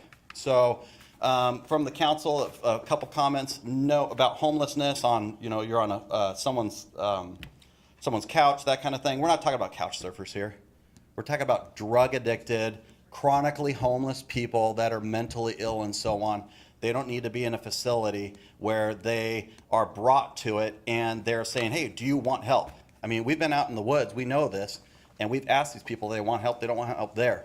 So when you get them really comfortable and they're eating and that kind of thing, they're gonna really wanna get off drugs. No, they're not. So until our state legislature stops passing laws and our city doesn't continue to stand up for our city and our residents that live here, and if they don't stop dropping people off here on a daily basis, every time they close an encampment in Tacoma or Seattle, watch it. They're gonna come here. These aren't local people, so we don't breed homeless drug addicts in Federal Way. They get dropped off here. What happens is, these are the numbers, 85% of the people in King County that are homelessly drug addicted are not from King County, they're not from state of Washington, they came from other states. And so the state of Washington doesn't breed that, but we welcomed it. Our state legislatures made it a regional homelessness, and they sent them here by buying these hotels, took away good hotels that could have been for people that came to Federal Way, would have spent money, taxpayer money and so on. They took it out of our pocket. That's what happened. That's our state representatives. But I do want more from our locally representatives that we voted for, and I appreciate the questions that dug into here and asked about the security and so on that these guys danced around. There won't be security. Our police will be taking care of these people. They'll be coming out there. There'll be more drug dealers, and we're not getting paid for it. We're paying for it, but they're not going to subsidize it. They brought this to us. We didn't want it, so thank us, but we're not thanking you at this point. So we really wish you would have done the right thing, and I'm sorry I'm over this, but arrest these people, put them in a treatment facility. That extended stay could have an actual, mental health and a medical facility below where these people are just stay there, and all they do is get better, but you're not doing that. So we're wasting money. So thank you very much. Thanks, Ken. Rose Rederay. And Billy Paddock, who won't stand up. All right. Hi, everybody. Good to see you all. I was going to talk to the chief, but he's not here. But his deputy is here. Hi, deputy. Okay. Okay, I was going to talk to the chief mainly. Okay, here's my concern. Okay. The chief, he's not here. But his deputy is here.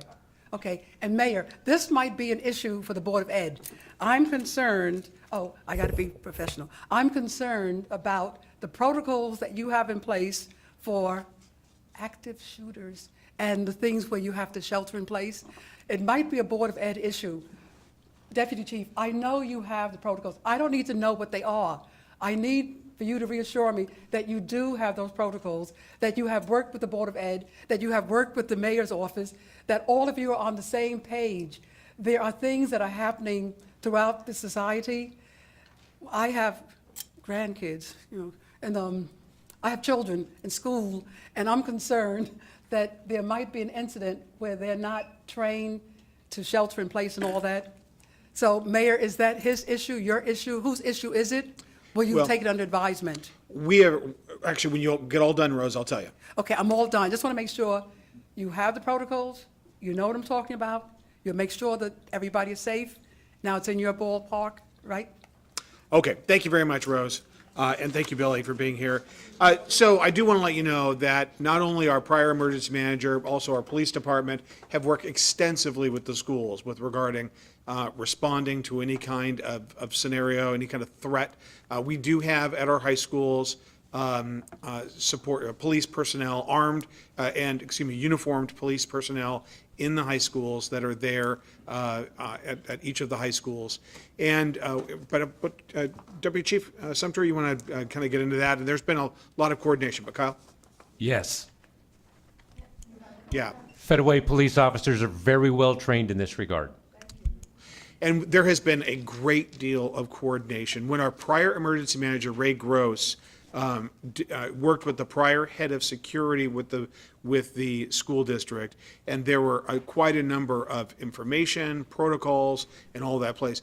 But I have to tell you, Rose, your comments today, the first thing I do tomorrow morning is going to be to reach out to, I'll talk to the chief, I will talk to our emergency manager, and we're going to make sure that we reach back out, make sure because personnel changes at schools every year.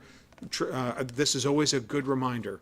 We've also been doing this at City Hall and around the city to make sure that we're prepared for any sort of unfortunate circumstance.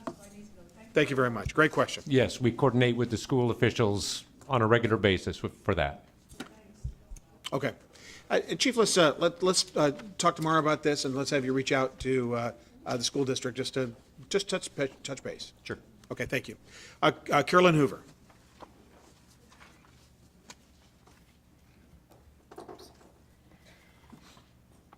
Evening, Mayor Farrell, Deputy Mayor Honda, Council President Kochmar, and the council members.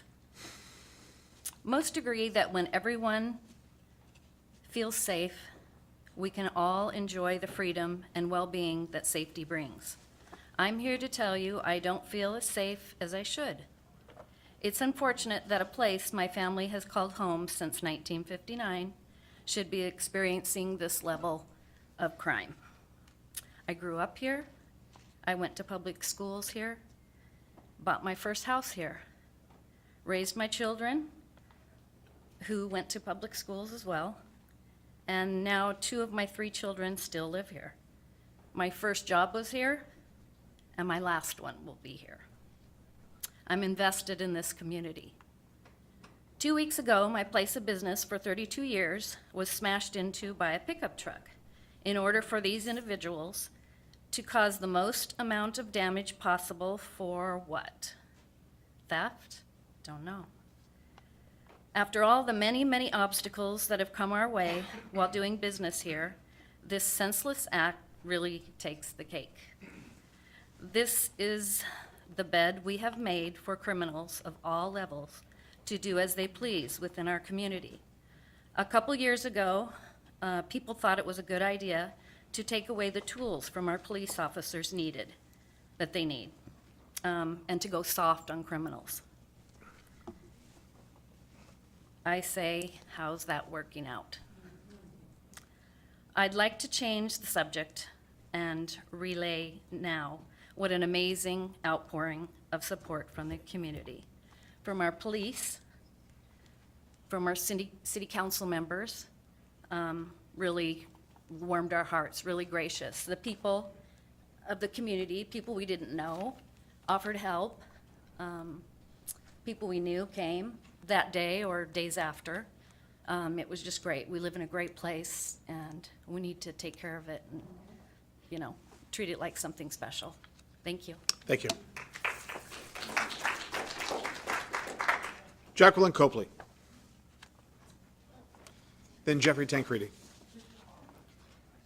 Good evening, Mayor, Council. I'm a member of Federal Way, and I just wanted to talk a little bit about King County and the housing program. And I don't know if I've used this before, but Judge Judy often says, "Don't pee on my leg and tell me it's raining." And it was something that her dad used to say. And her dad used to say it. And basically it means not to gaslight. And I feel like there's been so much gaslighting. It's just really disappointing. It's sort of like having a bully or something like that. It's sort of how I felt this whole experience as I've been watching over the last couple of years with King County and the Housing First. What initially was really concerning to me and why I started kind of researching this was that I taught a lot at elementary. I taught for 6 years, Federal Way Public Schools. I taught at Mirror Lake. And what's interesting about the housing facility, huge housing facility right across a 6-foot wall, maybe a little less, is that kindergartners walk to school. They are going to be walking right next to that fence. And those are kids, like, maybe not the same kids I taught, but those kids are important to me. And so you're going to have all these drug addicts and mental behaviors. And I know, Leo, I had asked you at one of the meetings whether or not there were going to be background checks. And at the time, your answer was no. And I don't know if that's changed. I hope it has. But I am very concerned about children. I'm concerned about them getting exposed, about sexual problems or drug use or even scary stuff, or even, there's been young children that have seen pooping on the sidewalk. That's weird. And so there are just things you don't want your kids to see, and they're going to have a front row seat to it. There are hundreds of kids who live there. There's an ECAP there. There's a 3 and under for the kids that can't go to school yet so their parents can work. I don't think that that's right. I think it's unethical. And so safety is my main concern. I am concerned, I know Renton, I don't know the specifics, but I know Renton did bring a lawsuit against King County for some of their Housing First hotels. I know there have been multiple fires there. I know that at least there was one attempt by a woman on drugs. She entered a home and tried to pick up she picked up a 2-year-old and was stopped by the father, who punched her, I think, and was physically aggressive with her. I would too if someone is picking up my 2-year-old. That's a problem. She was part of that program. So safety is a problem. Also, the drugs were permeating. I believe that Housing First gives vouchers, or King County gives vouchers for these homeless drug addicts to go to the hotels. One of the hotels they were at was the Red Lion Hotel. Now there's all this meth in the walls. That's part of the reason that has stopped. And now you're looking into getting Stevenson. Well, are you also going to have to spend $700,000 for remediation for the drug permeated walls on Stevenson? What about this hotel? What if they're using it there? I mean, this is taxpayer money. We're going to pay for it. We want answers to these questions, and it'd be nice to be getting more straight answers and not asking them, just being proactive on your end and maybe answering some of these questions before, like maybe if you were affected by it directly. So Thank you. that's it. Thanks. Thank you. All right, Jeffrey Tancredi.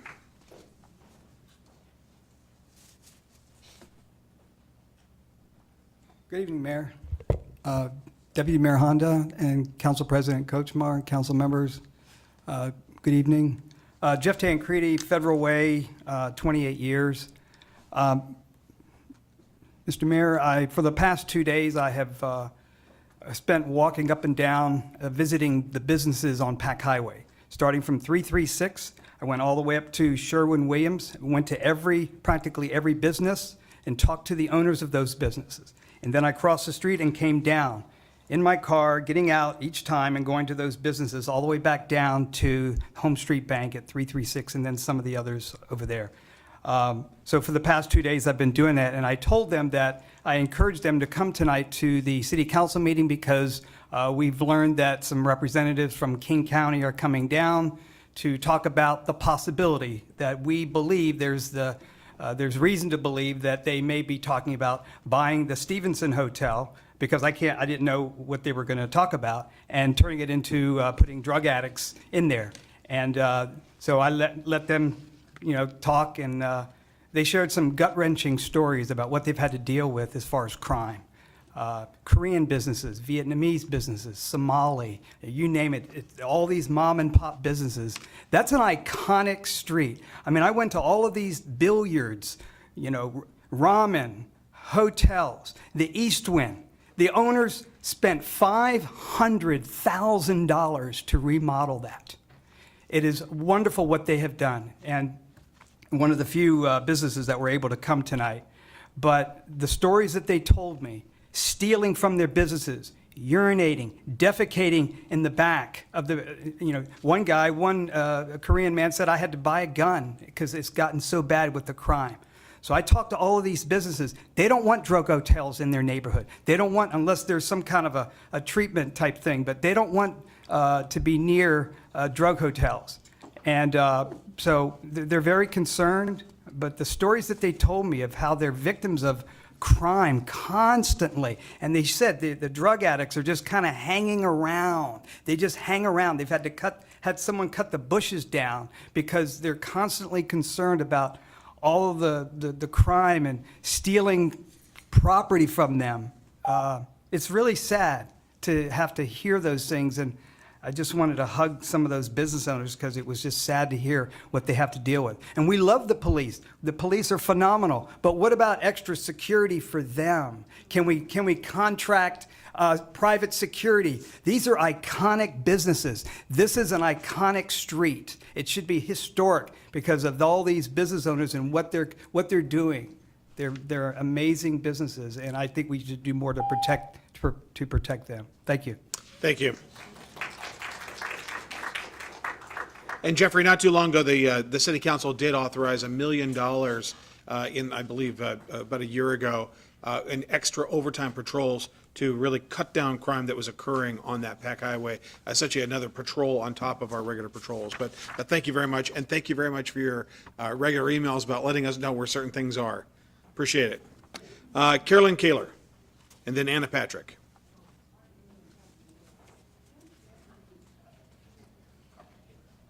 What's that? Carmen. Oh, Carmen Kaler. I should have put my glasses on. Sorry, Carmen. Hello, everyone. Thank you for your time. In 2019, I traveled to Santiago, Chile, where I am from. I visited 5 cities for 30 days, only to see one handful of people begging for money. I saw another full hand performing musical acts while setting up a bucket for donations in front of them. Most of the people I saw in the streets were selling candy, bandages, and anything else they could to survive and pay their bills. So I asked my sister, why aren't there more people just begging for money? And she said, because nobody gives them money. Why do we see people asking in the richest country of the world and begging for money? Because others are giving it to them. Why does Gig Harbor has an ordinance where people get penalized if they're giving money to people begging for money? Why don't we have that here? So we have people addicted to drugs, and like Pastor Casey Treat from Christian Faith Center has said many times, he is thankful to the judge who gave him 2 options, only 2 options. Go back to jail, this time for a longer time, or go to a treatment center. So there were only 2 options, forcing them to get treatment. That is the only 2 options we can give people nowadays, even more. There's so much crime, like others have already talked about. He chose the best, and those were the only options we should be giving people to help them save their lives instead of dying on an overdose like my friend's brother just did last month. We need to take our city back the way it was when my husband Ron Kaler and I bought our first home in 1993, 30 years ago. I came to America for a better life. I didn't expect to see the crime go up like it had been for years in Chile, a third world country.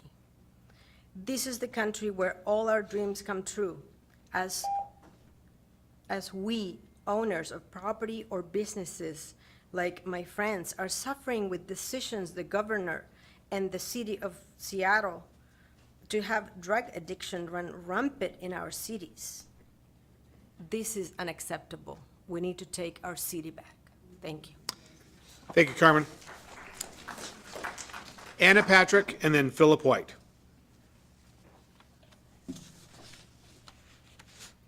Evening, Mayor, Deputy Mayor, Council President, and Council in public. So I had something written up, but I'm just going to wing it.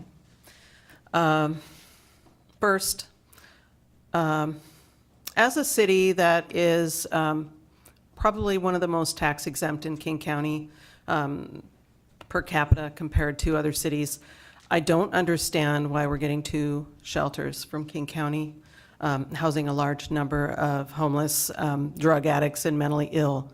It sets us up for a very difficult situation. I just watched our crime stats this past week. I look at our 911 call log, and just over the last couple days, lots of squashed calls. Our officers just simply haven't been able to respond, whether it's a staffing issue or, shootings or one crisis to another. Our city is in crisis, and we haven't even added those facilities, and those facilities are not going to solve our homeless problem. I also have a concern. Why is it, I'm just going to ask the question maybe nobody else has asked, why is it that we're matching communities? Why is it King County matching communities, and why do we have race-based crisis relocations? And so now we're going to have 2 hotels, and so are we going to have one for one race and one for the other? It's a question that needs to be asked. I want to know what this is going to look like. I forget the name of the organization, but they historically are an organization that helps a particular group of individuals for needs that they say they don't exclude or discriminate, but I want to know what that looks like. And I want to see the stats and make sure we're being fair and serving the people in our community. I also feel gaslit when we're being told that 65% of the folks will be from our community, but then all of a sudden we're hearing that it's all from South King County. Oh, wait a minute, no, it's going to be this instead of that. So I don't think that's fair to Federal Way. And we as a city have been struggling, and we're trying to revitalize and create a vibrant downtown, and this is going to be right by our downtown. And we can't serve the needs of the community as it is. We are tax depleted here in Federal Way, and we are expected to serve the high-need people that are being brought here in addition to what we already have. So I just wanted to raise those concerns. Thank you. Thank you, Anna. All right, now it's Philip White.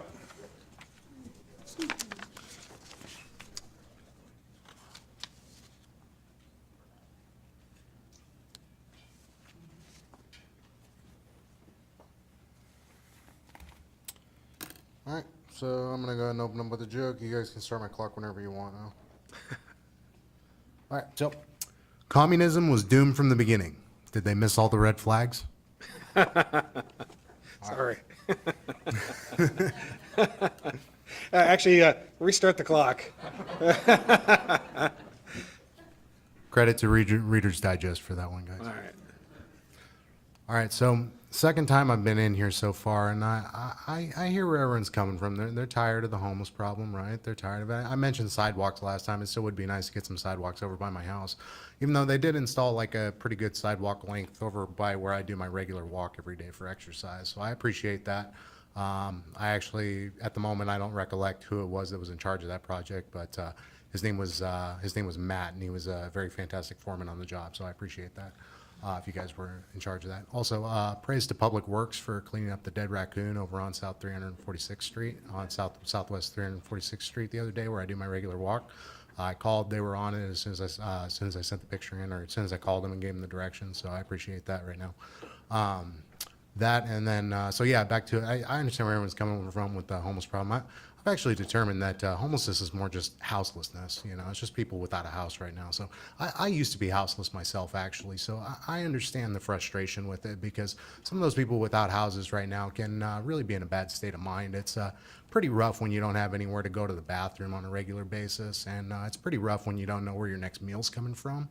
And it's pretty rough when people literally will do anything in their power to literally kick you to the curb any day of the week and literally disregard you as a human being most of the time. So, you know, it can be troubling at times, if you know what I'm saying right now. So what I recommend is I beg of you to actually consider purchasing some land and letting some houseless people maybe set up their tents on it, and putting out some porta potties and something like that with like some sinks, and that way you actually have like a plot of land for these people to put their tents up on, and then that way you don't have them getting into garbage cans and laying on the sidewalks all day in front of the children, and you actually have something that's plausible for people. So there's that, and yeah, I beg of you to do that. And then I'm gonna go ahead and share an idea that I came up with that I shared on my Twitter the other day, and so, if you're, let's see, okay, so I said home on this one, but if you're without a home right now, God forbid, and you beg for change, God forbid, may I suggest a handsome strategy of begging for ideas, strategies, and suggestions on how to make money right now. And that's it. I appreciate everyone for their time right now. Thank you, Philip. Thank you.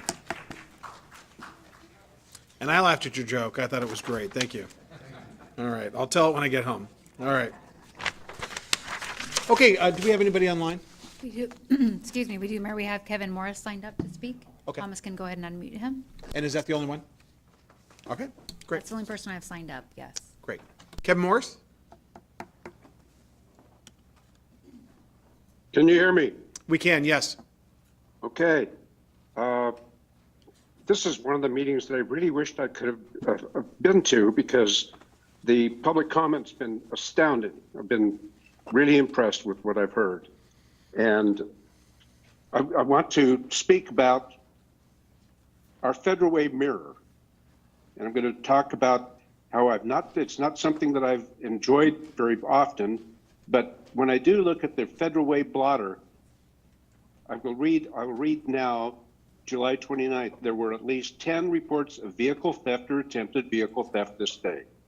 Carjacking, officials were flagged down at 10:08 a.m. at 2800 block. In the process of carjacking, the suspects fled. Commercial burglary, blah, blah, blah, blah, blah. And where I'm going here is I'm excited about the speakers tonight, and I hope that the council listens to what was said tonight. And that's what I have to say, and thank you so much. Thank you, Kevin. All right, anyone else online? I don't have anybody else signed up for public comment. Okay, very good. Okay, that concludes public comment. Thank you all very much for your efforts. Please know that we're doing everything we can with regard to public safety. We very much appreciate your comments, and we'll take them to heart. And it's the most important part of the evening, in my opinion, and I know the council feels the same. Okay, now we're on to item 6. These are council committee and regional committee reports. Oh, I'm sorry, we got to finish that one item. Chief Sumter, we were going to get a report on the shopping cart regulation ordinance and the reckless use of fentanyl in public spaces of that ordinance listed, and the pedestrian interference ordinance. This is at the request of the council president. Thank you, Mayor and Council, for inviting us to speak tonight regarding some of our local efforts to clean up some of the problems in our great city. Tonight, I will say some things that you already know. For instance, you know that by far the most common complaint we receive in the police department, or that you hear about the police department, is not enough policing. Not enough traffic enforcement, not enough fireworks enforcement, not enough proactive patrol in neighborhoods or bike patrol in business districts, not enough loud music enforcement, not enough enforcement of park closure rules on Saturday nights, not enough juvenile engagement. For good and valid reasons, last week it was not enough to prevent commercial burglaries and not enough parking enforcement in cul-de-sacs so garbage trucks can do their important service. I hope we remember this constant constituent clamor, demands really, for more policing when the next wave of defund or worse, abolish the police comes around, because that myopic medley is perpetually percolating. And now for the local ordinances prohibiting operating or possessing shopping carts in public rights-of-way, inhaling or smoking fentanyl in public, and pedestrian interference. You know that within the last couple of years, the Federal Way City Council illegalized or updated illegality of those behaviors, and rightfully so. The police department adopted enforcement of each into our lengthy menu of ongoing functions, and I will cut directly to the short of it. Yes, we enforce each of those, and no, it isn't enough. If you want to hear enforcement numbers tonight, I will answer that by saying it doesn't matter what the numbers are, because whatever the numbers are, you will compare them with the violations you see or hear about, and our numbers, whatever they are, won't be enough. Regarding shopping carts, for instance, whether it's 25 tickets or 250 tickets, it isn't enough as long as you see widespread violations. In terms of ordinance efficacy, you should know we use and enforce all of those ordinances regularly. We use the pedestrian interference ordinance every day, and it works to move people along. When an officer directs someone to leave from loitering in a bus shelter, for instance, and the person says, "Or what?" the ordinance serves the community very well when the officer responds by saying, "Or I will take you to jail for violating the Federal Way Revised Code on pedestrian interference." We get close to 100% compliance with the "or else" embedded in the ordinance, resulting in nearly zero citation and arrest numbers for the offense. But zero numbers does not mean there is no enforcement, as demonstrated in the very common scenario that I just described. The value of the fentanyl ordinance, from our perspective, is that it gives us reason to detain and investigate a person suspected of exhaling fentanyl smoke in public. And compared to the other two ordinances, we don't receive as many calls about suspected fentanyl ingestion on buses. And when we do get a call, or when we on-view it, we must prove the person knows, or reasonably should know, the substance contains fentanyl specifically, and we must prove the substance, in fact, does contain fentanyl specifically. That requires a chemical test. Proving that in the field isn't easy. Fentanyl is so dangerous, we don't test it in the field. But the authority to detain and investigate the person leads to other enforcement actions, and that serves the community well, even though our enforcement number for the ordinance itself is at or close to zero for the reasons I just described. You know that in August, on August 16th, the new state statute that allows us to address possession or consumption of any illicit drug in public, full enforceability becomes available to us on that date. Now, one caution on that, turning around the 2021 Washington legalized open drug use problem will not happen overnight. You will experience more of the not enough principle as we revitalize that effort.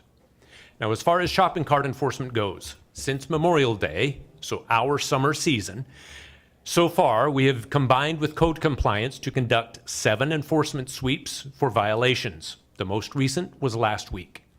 In spite of our efforts, until you see for yourself the near eradication of speeding or stolen cars or shoplifting or shopping carts or fireworks or fentanyl or loitering on bus stops or red light running, no matter what we do about an individual offense, it still won't be enough. Nevertheless, what you should not conclude, and what you would be wrong to say, is that the police don't do anything, close quote. When that statement pops out, and we hear it often, among the many other things you well know, you know that statement is an expression of personal emotion. And we need to listen to heartfelt feedback, but you know it is not a statement of fact. What we do, in fact, in policing is some of everything. And unfortunately, some is never enough. But we thrive in the constant invitation to do more. Mayor? All right, thank you. Thank you, Chief. Councilmember Tran? Thank you, Mr. Mayor. Thank you for that report. I do have a question, or should I say concern, about the fentanyl thing. So far, according to your report, we haven't, how should I put this? Arrested somebody specifically for that, correct.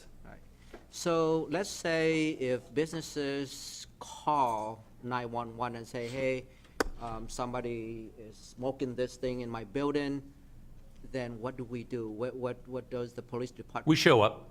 We show up and we take the enforcement actions that we can. We investigate. If the person has a warrant, there's enforcement action. If all we can do is move the person along, there is enforcement action. We can't arrest them yet for mere possession of an illicit drug. We will be able to do that on August 16th. So yes, and we're anxious to start that. We take the enforcement action that we can. Thank you. The reason I ask because this thing happened in my office right here next to City Hall almost daily. Someone will go into my building, lock themselves in the Take over the restroom, bathroom. smoke that Yep. thing. The next thing we know is this thing all over the building. And it's happened almost daily. Yeah. So just so you know, we are going to call you. Please do. Yes, we will. Good. August 16, right? 16. Got it. Please do. Thank And they you. can be, for anybody listening, they can be also trespassed as well. Yes. So even if that, we've got this as the Deputy Chief noted, as a tool for the officers. But if anybody's on property that, private property or a property where they're not welcome to be at, they can be trespassed. By Absolutely. It gives us an introduction. It gives us a reason to make contact, and trespassing them is an enforcement action that doesn't show up in the number we would hope to see. All right, thank you. Councilmember McDaniel? Yeah.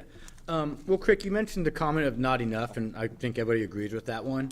What I'm looking for is solutions to say it's enough. So what are we looking at for the solution to say that it's going to be enough? What do we need to get that answer? We have what we need. Enough on what specifically? Well, shopping carts, the drug use. I mean, I hear a lot of it's not enough, or we can't do something. Because do you have any solutions or any recommendations that you actually think would be beneficial?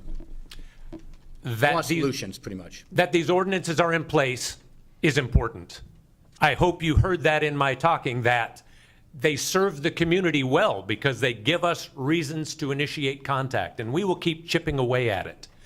Shopping carts specifically, there's a whole piece of that that is going completely unaddressed by the owners of the shopping carts, right?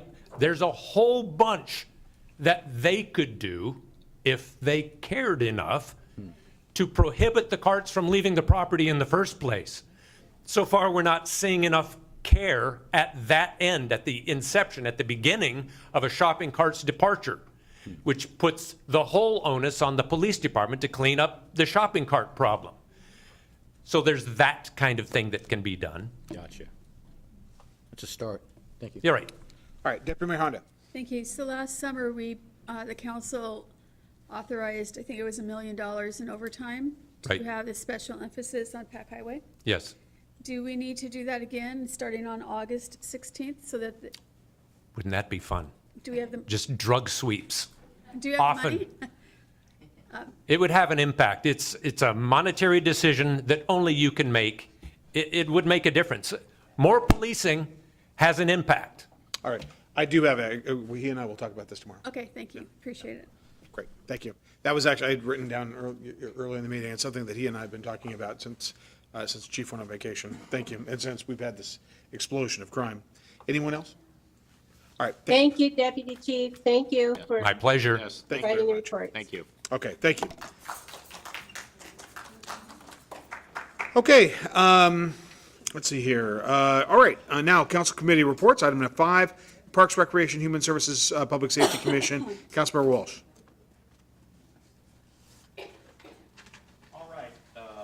Okay, first with Parks, Recreation, Human Services, we did not have a meeting in August, and so we don't have anything to report there. Our next meeting will be September 12th at 5 o'clock right here.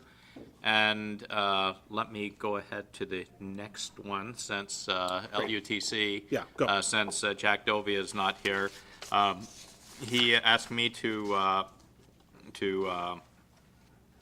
chair the meeting last night, and we set a record for a short committee meeting, 39 minutes, by the way. So Yes.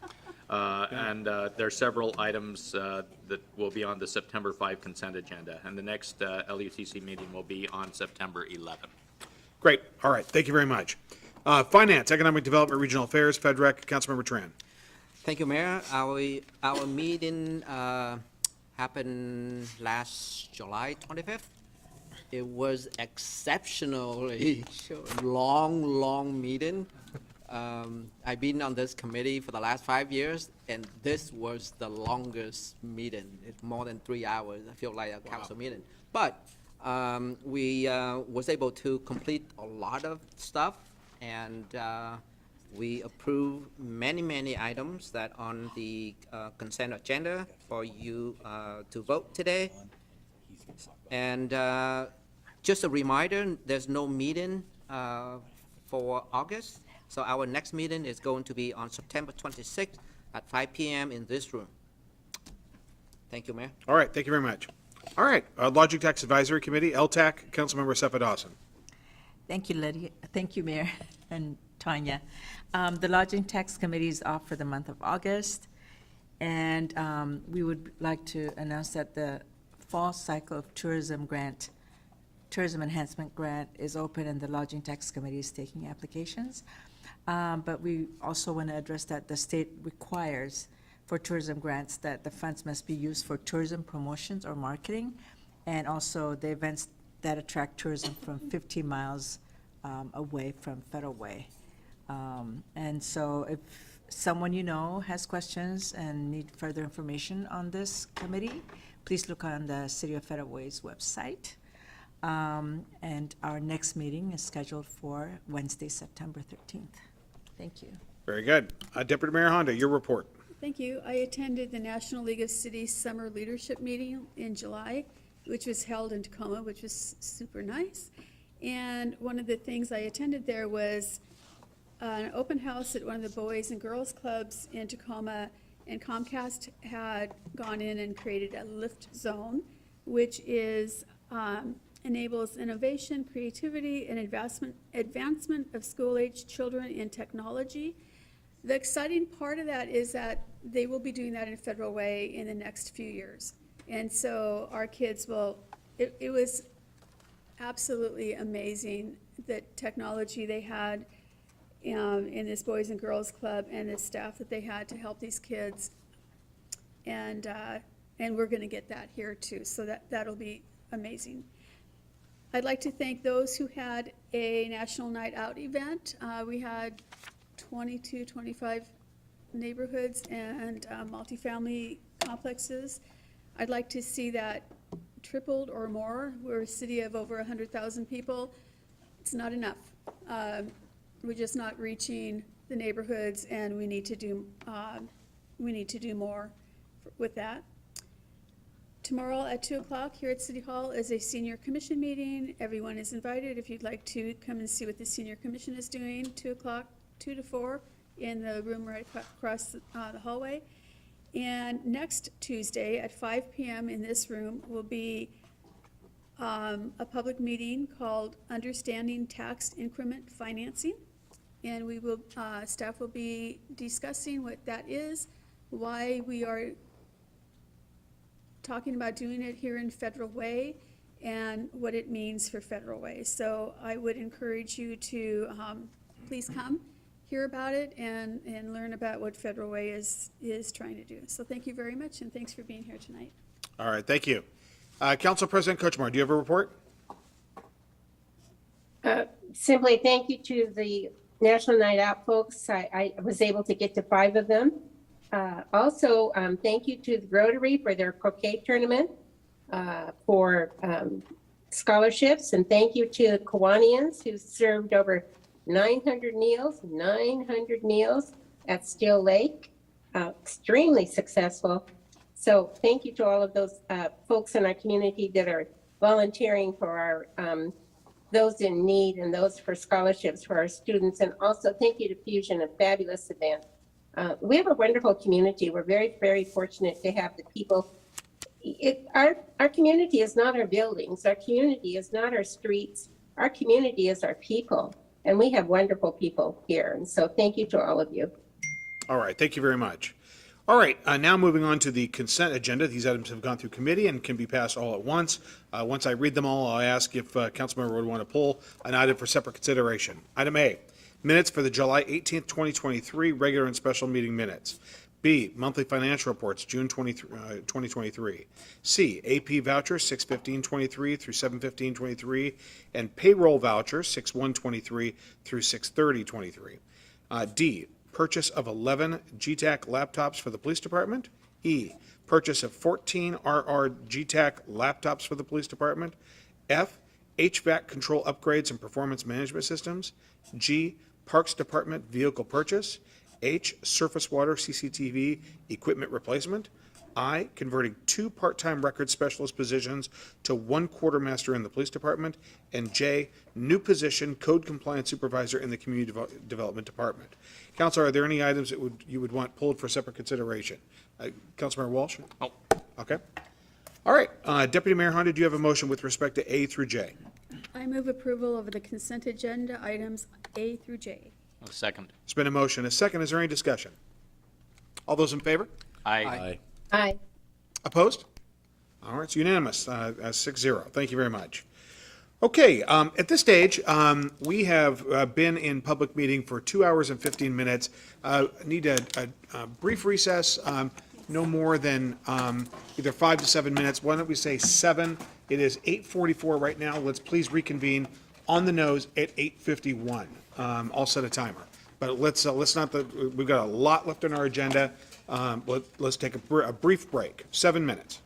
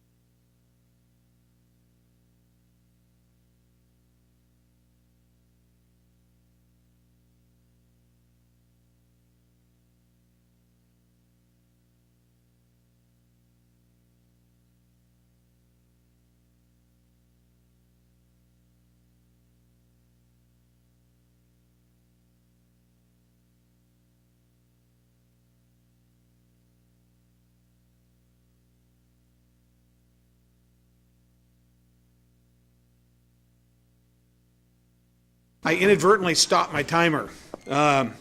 So it stopped, well, started again. Anyway, it's 8:53. Oh, we're late, we're late. We are late. Okay, let's go ahead and get started. We've got, at this time, I will now open the public hearing. This is item 7, public hearing. This is for ordinance, we got a lot of work to do, council.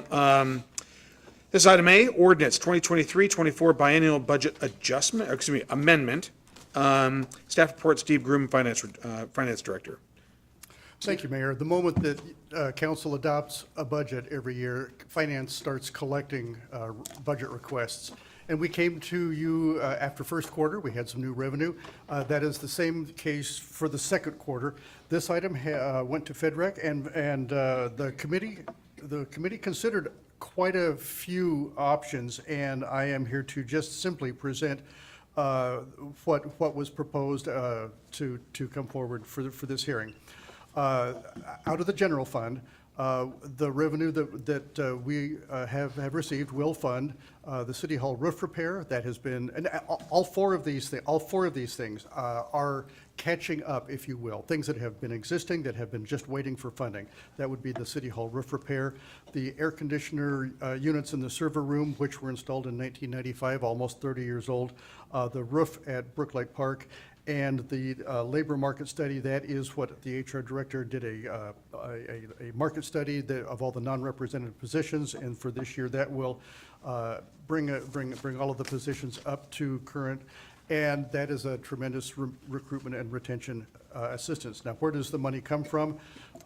Based on this dollar amount, this is revised from what we took to FedRec, taking half of our current interest revenue positive variance, all of the sales tax, and half of the permits and fees. This is revenue that has come in above the forecasted budget, even allowing for the revenue that we used in the first quarter. In the other funds, and I need to refer to my notes here on this one, these are all out of restricted funds or from additional grant money. So the government access channel, public education government fund, that comes out of IT, and that will improve the audio and video here in the city council chambers. The Steel Lake Master Plan is funded by the Restricted Paths and Trails Fund. The planning system, that is our Amanda permitting software, and that's paid out of the Restricted Technology Fund as well. The PCERN radio upgrade is to upgrade 133 police radios, again funded by IT Restricted Fund. The Emergency Operations Center grant got additional funding, so Kevin Pelly is going to be pleased to be able to afford some more equipment. I think that's monitors and such things when they activate the Emergency Operations Center. And then finally, Fleet Fund got a request for bomb disposal equipment. Everything on this page is out of existing fund balance or from that one additional grant. And this presentation is to provide information for a public hearing, which is this agenda item. It also informs the first reading of the budget, which is later on the agenda. And I will step aside for public comment. Thank you, Mayor. Before that, anybody have any questions? Great. Quick question on the general fund priorities. You have a labor market study. I don't remember that being part of the original. Did you, maybe I just forgot it, or? Yes, that is in your, it's in the original memo, and it's in the memo accompanying this package. That's where HR did a market study for all of the non-represented employees at City Hall. And there is a $70,000 piece in the current year, and then I think $540,000 in the following year. That would also come out of the additional revenue. And I don't have the list of positions. I could refer to. Oh, I'm just saying that I don't remember in FedRep. I remember the first three being on there. I just don't remember the fourth one being moved forward. So that's. So Steve, this is not to fund a study. This was to implement the results of the study. Is that correct? Right. Yeah. Right. So this is there's a $70,000 gap, so to speak, to bring wages up for the remainder of this year. Okay. And that's what the 70,000 represents. Oh, but And it'll be more next year. I know what you're thinking. At FedRec, we brought $1,070,000, and we reduced it to $870,000. So this is that 70. Does that sound familiar? I remember the 800. I didn't know the 70 was at a different part of. Okay. Sure. because the million, what was what the big discussion was about. So I guess, Councilmember, just to answer your question more directly, yes, we talked about it at FedRAC, but I think we talked a lot more about the other things. So the $1 million of the first three, the fourth one was actually on it. But this was on the original. Okay, that's what I'm looking for. Thank you. All right, Deputy Mayor? At FedRAC, we did talk about the roof repair, and there were a number of us that said we're concerned that 500,000 isn't enough.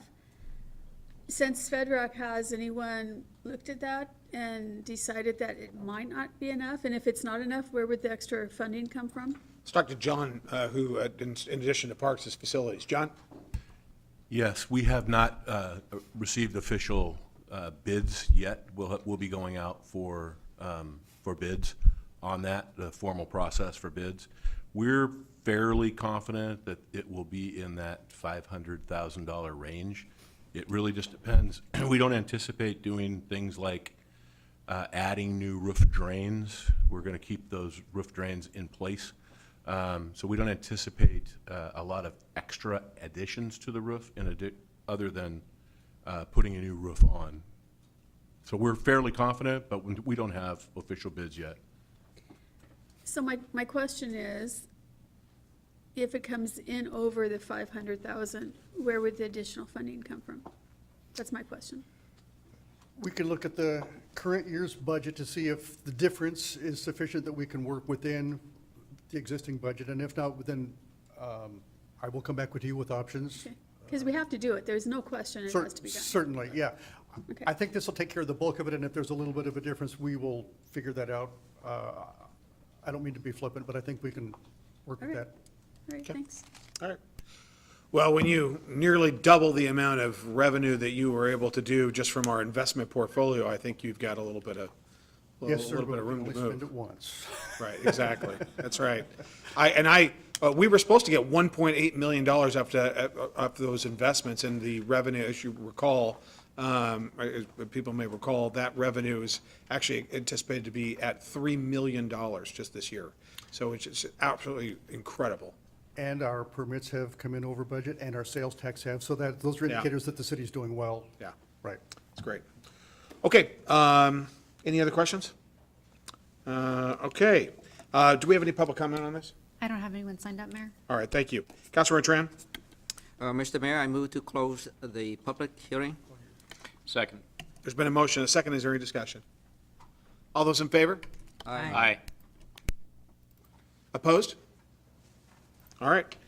And, let's see here. Okay, now, I'll now open the public hearing on item B, ordinance for residential open space comprehensive plan amendments. We'll have a staff report from Evan Lewis, senior planner. And thank you, Steve. That was a great job. All right, good evening, Mayor Farrell, Council President Kochmar, Deputy Mayor Honda, Council Members Sefa Dawson, McDaniel, Tran, and Walsh, and members of the public. This is a public hearing for an item upcoming on the agenda, an ordinance to amend the Parks, Rec, and Open Space Plan, which is incorporated by reference into the Capital Facilities chapter of the Comprehensive Plan. Policy question is if the City Council should approve amendments to the Federal Way Comprehensive Plan and the Parks, Rec, and Open Space Plan to facilitate a change to the method of calculating required open space for single-family residential subdivisions. Specifically, this ordinance would delete one line of the PROS plan, which refers specifically to how single-family subdivision open space requirements are currently calculated. This would allow one of the 8 changes in a subsequent ordinance on the agenda tonight with regard to the method of calculating single-family residential open space. And this is what that change is. That's the line that's struck through in the ordinance. And this follows the comprehensive plan amendment procedures, specifically those for comp plan amendments outside of the annual amendment cycle.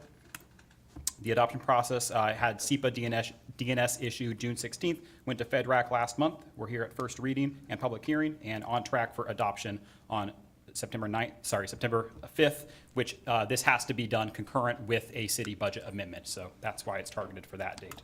And there were no public comments on the comp plan amendment. There was a comment on the subsequent ordinance on the agenda regarding the open space code amendment.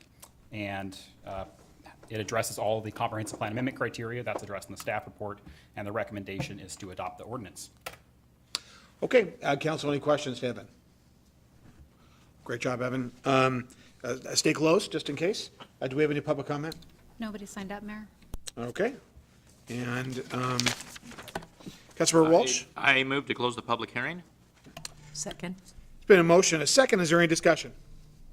All those in favor? Aye. Opposed? All right, matter passed unanimously. Great job again, Evan. Why don't you take the rest of the day off? Thank you. Thank you. I'll be here all night. All right, thank you. Well, let's hope not all night, right? Council business, a authorization to award the South 348th Street Overlay Project. Staff report from Jeff Yoon.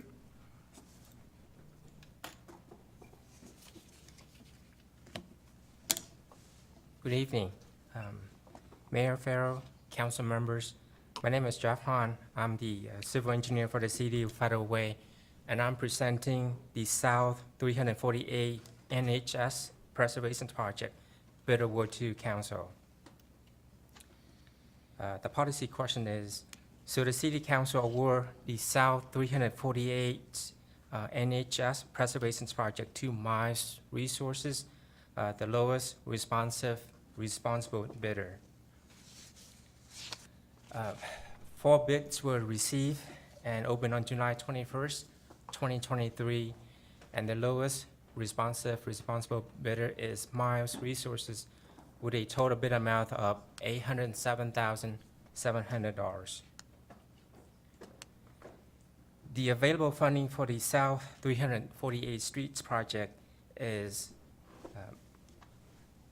$1,116,000 and is fully funded by National Highway Systems Asset Management. The estimated expenditure is $1,116,000, which includes estimated construction costs, construction contingency, construction management and inspection, and in-house design. The options before committees are: 1, award the South 348 projects to Miles Resources, the lowest responsible bidder, in the amount of $807,700, and approve a 10% contingencies of $80,770 for a maximum contract amount of $888,470, and authorize the mayor to execute a contract. Or 2, do not approve the proposed award of the South 348 Streets NHS Preservation Project and provide direction to staff. Construction is anticipated to start in September 2023, and the mayor recommends option 1. And I am available for any questions you may have.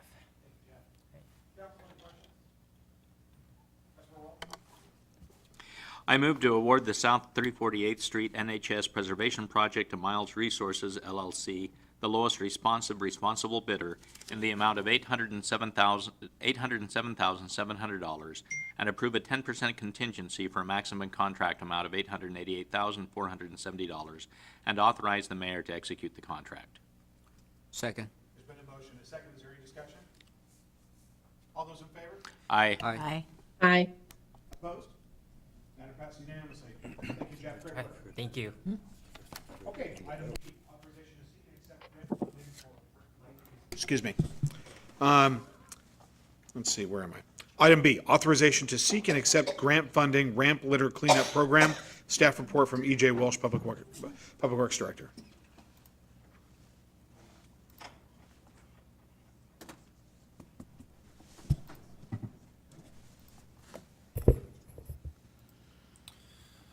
Good evening. I could start the presentation. So tonight I'm here to discuss seeking a grant that we've had over the last 2 years, and it's specifically to work to clean up the WashDOT highway ramps. So the policy question before council is, should the city council authorize applying for a competitive grant focused specifically on litter cleanup along freeway interchange access ramps within Federal Way? And if successful, authorize acceptance of the grant, entering into related agreements, and receipt and expenditure of the funds. As just of clarification, this grant became available after the LUTC agenda was set, and also needs to be submitted before the September 5th council meeting. So we did consult with Chair Dovey at the time, and he was in agreement to bring this directly to council. So some background information. We had a grant, the same grant over the last 2 years for the same amount. We were awarded $60,000 in the last biennium as well. We would be requesting again the maximum award. It is competitive. So last time we were one of the beta cities that there were only 3 cities that were offered this grant. We were one of the 3 of them. This time it is a competitive grant. We did receive, as this mentions, the 2021 grant. This is issued through Ecology in partnership with WashDOT. So for 2021 through 2023, specifically within Federal Way, we cleaned up 194 miles of ramp. So we were out there basically once a month with a contractor, which this grant does require us to use contracted labor. We cannot use city staff to do this cleanup. And in that time period, we had to report what was removed, and we do that by actually taking it to the landfill. Over those 2 years, we removed over 9,000 pounds of garbage from just the freeway ramps within the city limits. And, we obviously received many compliments from the community about the ramps being in a much better condition than surrounding cities that did not receive this grant. So the ramps specifically within the city limits that are covered by this are 320th and I-5, and then south down at exit 142A-B, which is 348th, as well as the 4 interchanges at Highway 18 and Weyerhaeuser Way. So the recommendation from the mayor's office and my staff is to authorize applying for this grant to the Department of Ecology. And with that, I am happy to answer any questions. Councilmember Walsh? Just one very quick question. Is graffiti able to be categorized as litter? No. No. Darn. Okay. All right, thank you. Deputy Mayor? So if we don't get the grant funding, we don't do the cleanup. Correct. So the permission for us to be on the ramps, since they are WashDOT limited access, is part of the grant. So without receiving the grant, we do not have authority to put staff on the ramps. Okay. Second question is, over by Highway 18 in Weyerhaeuser, the ramps are pretty pretty non-maintained. There's tall grass, very dry grass, which is a fire hazard. Would this allow us to mow that and make it safer? No. No. This is specifically to pick up litter. That's it. No more, no less. And with this over on 320th and the freeway where the homeless camp is, would it allow that garbage to be picked up by the homeless camp? So that homeless camp is not on the WashDOT limited access. That homeless camp is actually on private property adjacent to the WashDOT property. So in short, not under this program. The mayor's going to jump in here. Okay. And I think we cleaned it up. We've actually cleaned it up multiple times. Chief, will you talk about that real quick? Including today. This afternoon was the most recent cleanup. I drove by at 11:45. It was a mess, so it must have been after that. Okay. Yeah, it was. Thank you. It started at about 1 o'clock. as it was being cleaned up. Thank you. We had been in contact, regular contact and multiple contacts with DOT about exactly where the encampment is, actually Keith has been involved in this, have you not?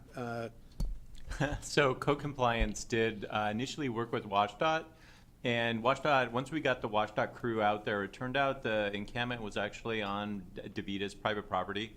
And so that was supposed to start this morning, but understand that there was an encamper there still, which caused things to get delayed till this afternoon. In fact, several. One with a gun last night. There were some security concerns that postponed it from first thing this morning till later this afternoon, but we got it done. Thank you. Great. That's been a frequent area where we've had a lot of contact from the public. Obviously, you could see it when you drive by, but we've had a lot of contact there. So thank you for all your efforts. Go ahead, EJ. We finished? Okay. Did you have any other questions, No, Deputy I'm Mayor? done. Thank you. Okay, Councilmember Cepheus, and then Councilmember, Yeah, is there match required at all? No, this is a non-matched grant. It's straight pass through. So this is a little bit of a test project from WashDOT being administered through Ecology to basically determine if there can be a higher level of service by funding local municipalities to do the work in lieu of WashDOT crews doing it. So as of right now, there's no match required, and effectively they're funding it, but the administrative responsibility falls on us. So we, on the last 2-year grant cycle, it was the same conditions.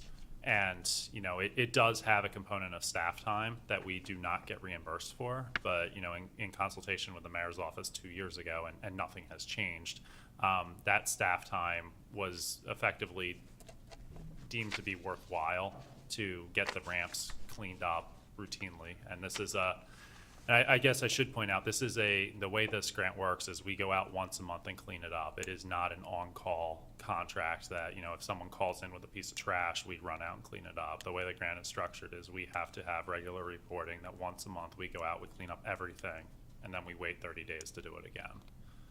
But the staff time associated with doing it was deemed by the mayor's office, my staff, and ultimately city council when we applied for this before, to be the match and to be a good use of city resources to get this done on, you know, for the community.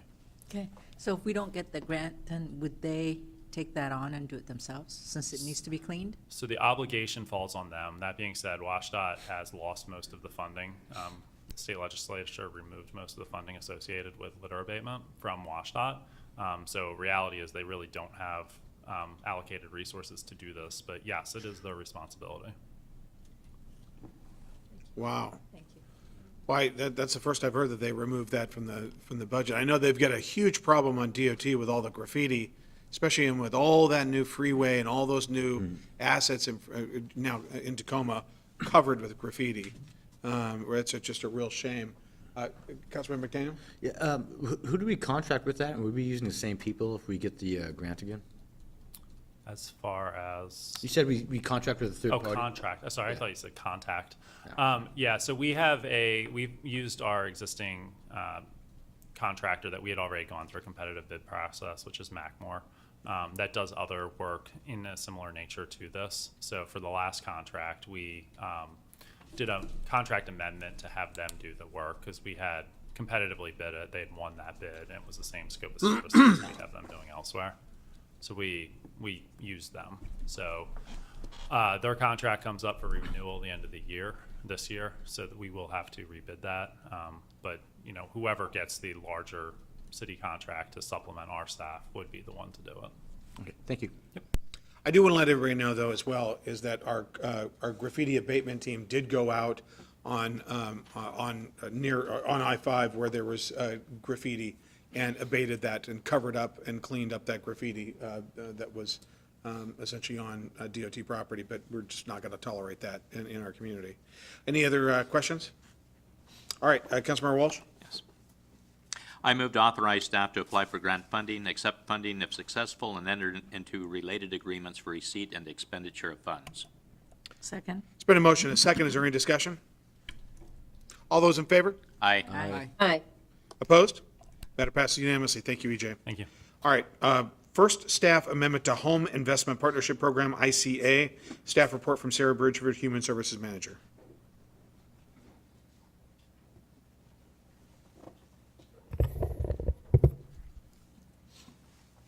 Good evening.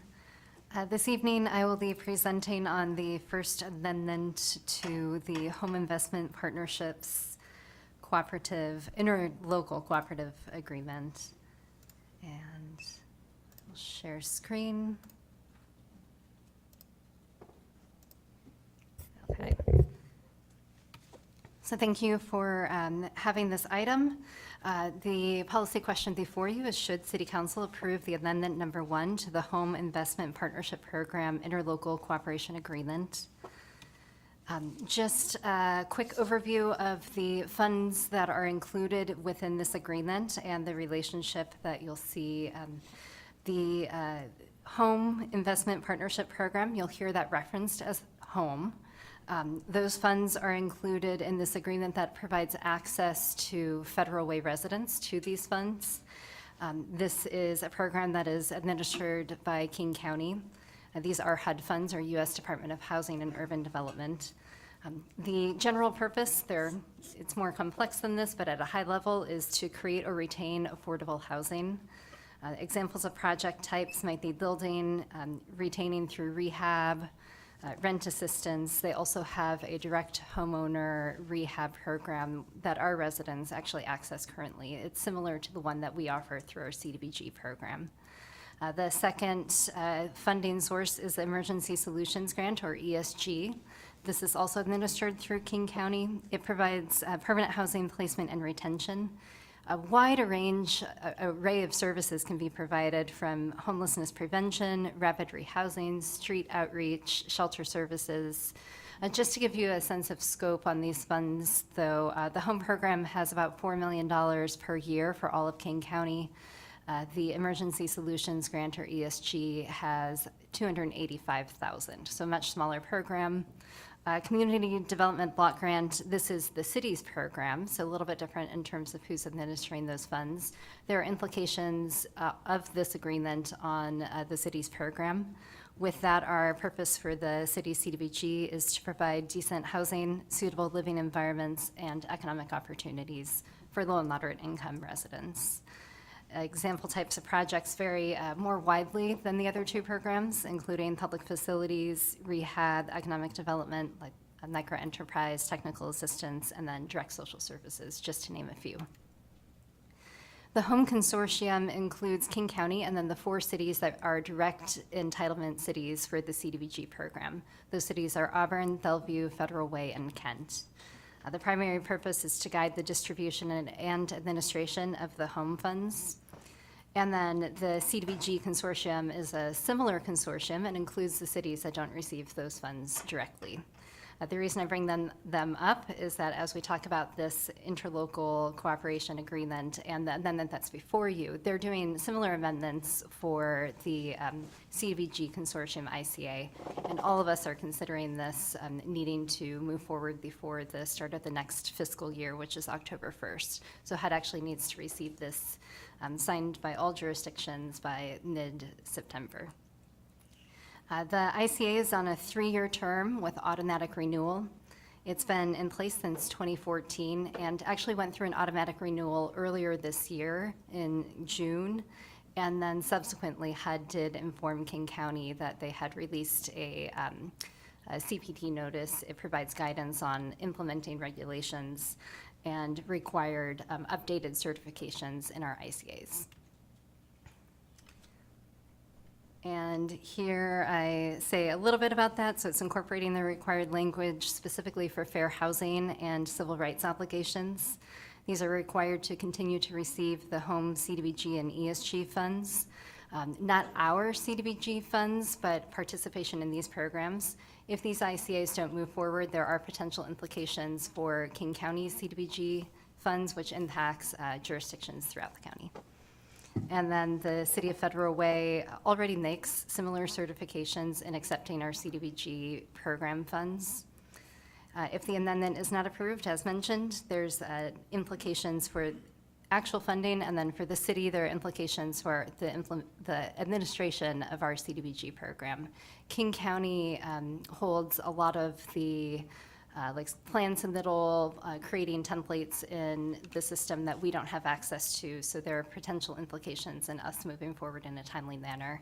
Further, they do our analysis of impediments to fair housing choice. They do that at a countywide level, and then jurisdictions adopt that.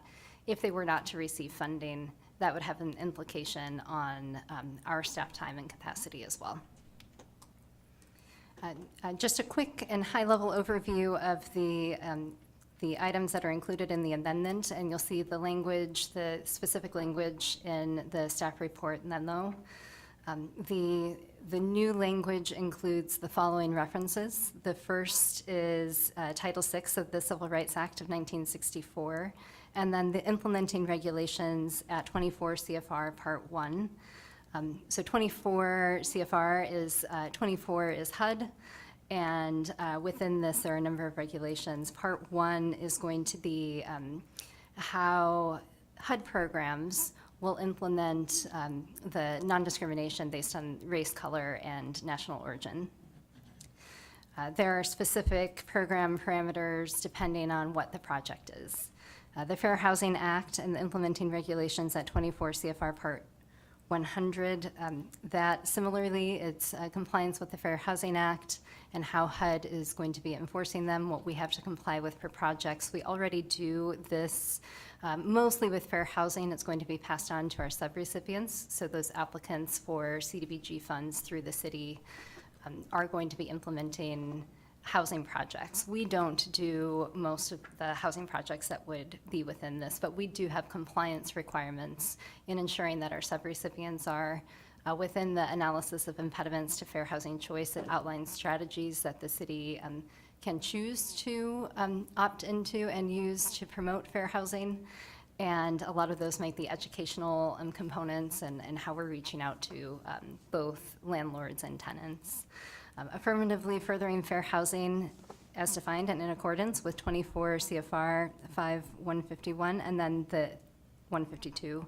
And then they're implementing regulations. These include a number of different components. If we're looking at the first two sections, we see race, national origin, there's ADA, so disabilities, and age. And then the final one, I said them out of order, but Part 35 is the lead-based paint. We already do that as well in our programs and have the appropriate notifications going out to homeowners. We require that of our subrecipients. King County does the same. So we are confident that these certifications are in alignment with certifications we're already making in other ways. And with that, I would be happy to take any questions. Council, any questions? Okay, thank you. Sarah, great job. Councilmember Walsh. Thank you, Sarah. I move approval of the proposed amendment number 1 to the Home Investment Partnership Program Interlocal Cooperation Agreement. Second. All right, there's been a motion and a second. Is there any discussion? All those in favor? Aye. Aye. Opposed? Matter passed unanimously. Thanks again, Sarah. Okay, now, item D, Financial Literacy Program, staff report from Bill Vadino, Policy Analyst. Mayor Farrell, Councilmember Kochmar, let me find my little show here.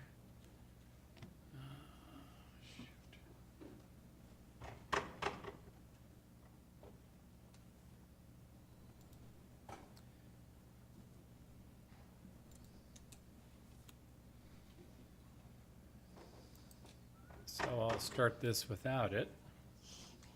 So Mayor Farrell, Council President Kochmar, Thomas, I may need your assistance here because we seem to have all these past shows here.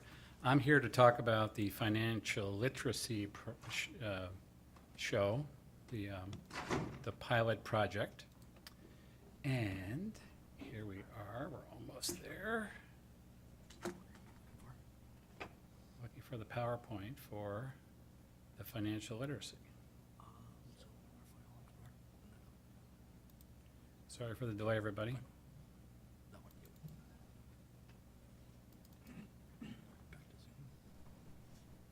We also have to share this. Yep.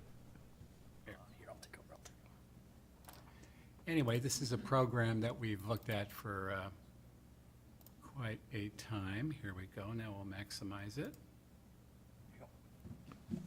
All right. Great, Mayor in thank you. business. I know we have Let's go. we have the mayor here. Let's We go. have the council president out there in cyberspace, deputy mayor and council members, and we know Jack Dovey's on an airplane somewhere or in London, and I'm sure he's trying to listen in because this is something that he was very inspired with.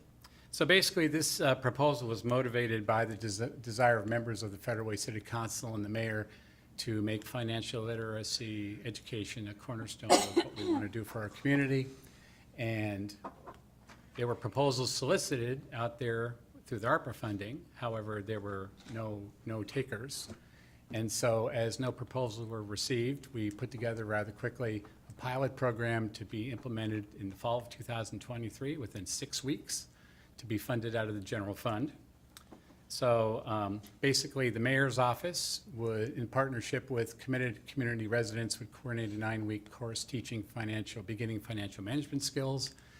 That, of course, was championed by Councilmember Jack Dovey, and the other community members who are very invested are Paul Nordland, who's associated with the community of Nordland Boat, Jeff Wall, retired pharmacist and faith leader, and Rick Battershall, who's a CPA. So they're very committed, and they have other volunteers as well, too. The weekly course will take place Thursday evenings from September 14 to November 9, 6:30 to 8:30 at the Federal Community Center, which is already secured if this passes. We have a limit of 40 participants. The course is free. Of course, families are encouraged to go along, so if there's a husband and a wife or kids, the attendance will be more than 40, but there'll be 40 seats in the class.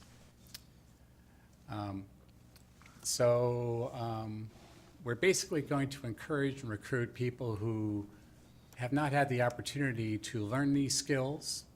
And the topics includes wisdom and common sense to help sharpen skills in budgeting, paying off debt, as well as increasing savings for emergencies, home ownership, and education expenses. Each family will get a workbook, and they'll get the financial planning software and be able to continue to participate online. And we're using the curriculum that we'll be purchasing as the Dave Ramsey Financial Literacy Program. And when they're in the classes, it'll include video presentations, use of the financial software, and then in-person breaking up in groups for small group facilitation so that they learn and get to exercise this education. And there are no paid personnel. I'll be a volunteer for this one. There'll be 4 community volunteers at each session, 3 to lead the group discussions, and 1 adult to monitor a youth room because we don't want childcare or having, 13, 14-year-olds who, need to study to be available to take care of it. So this is the proposed budget. The course materials are $4,000. The room rental at the community center, which we think would be a great venue for this, would be $10,000. Childcare personnel for 9 weeks is projected around $1,400. Of course, that's going to be a number that may go up and down, but we've got contingency worked in there. Hospitality for 3 weeks is an incentive for them to attend, and then course completion awards for a total of approximately $20,000. So the mayor recommends approval for this project. Recruitment will start once this is, if this is passed. We'll be reaching out to organizations all over the community to nominate families who would be best suited to do this. And that would start tomorrow once a draft is approved by the mayor to send out to these groups. So, any questions? Deputy Mayor. Thank you. Yes. Thank you, and thank you, Bill, for the report. So the program is 9 weeks, but hospitality is only for 3 weeks. What is that? And why That's is it only for 3 weeks? To keep the budget down and so that there are some snacks and food available, so there's some incentive, but we don't want to feed them every time. Okay. So Course completion awards, what is that? right now, that's projected to be gift cards if they attend 7 out of 9 sessions. Okay. And what languages will this be offered in? Right now, English, but that's something we need to take a look at. I would imagine that with our community as diverse as it is, that we will need to offer it in other languages. So I think we've got enough contingency that if those people are recruited, we'll find a way. Okay, thank you. You're Thanks welcome. very much. We want no one to be discouraged, we'll just find a way. Okay, thank you. So, Very good. Councilmember Walsh? Yeah, I was just going to say, I think that we can find some language interpreter volunteers as well. I'm quite confident that we can find that if needs be. yeah, I'm glad you brought that up. How much on the gift cards? I think they're 100.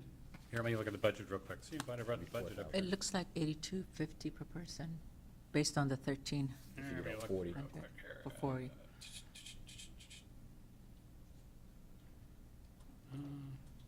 It was at 1,330? If it's 40 people, it's 3,300. 100 per, but not everybody's going to get there. Not everybody will do 7 out of 9 sessions. Okay. All right, Councilmember Tran, did you have a question? Or Councilmember Walsh? Okay, Councilmember Tran? Oh, yeah, thank you, Mayor. Thank you, Bill, for this information. So my question is, so who are we going to target? The group of people? Are we focusing on younger people or what is it that we? We're gonna focus on families. Okay. So we've got the family or families or a family unit or even, people who are, younger, but not necessarily youth like the original intent. Thank you. Okay, Councilmember Sepa Dawson, then Councilmember McDaniel.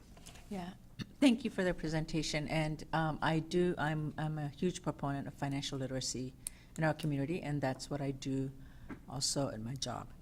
I have a concern with the Dave Ramsey program. I've done it. I did it several years ago, One thing I learned when taking the course was, it was very informational, very helpful in a lot of ways, but there were some aspects of it that do not work for the population that I would like to see served.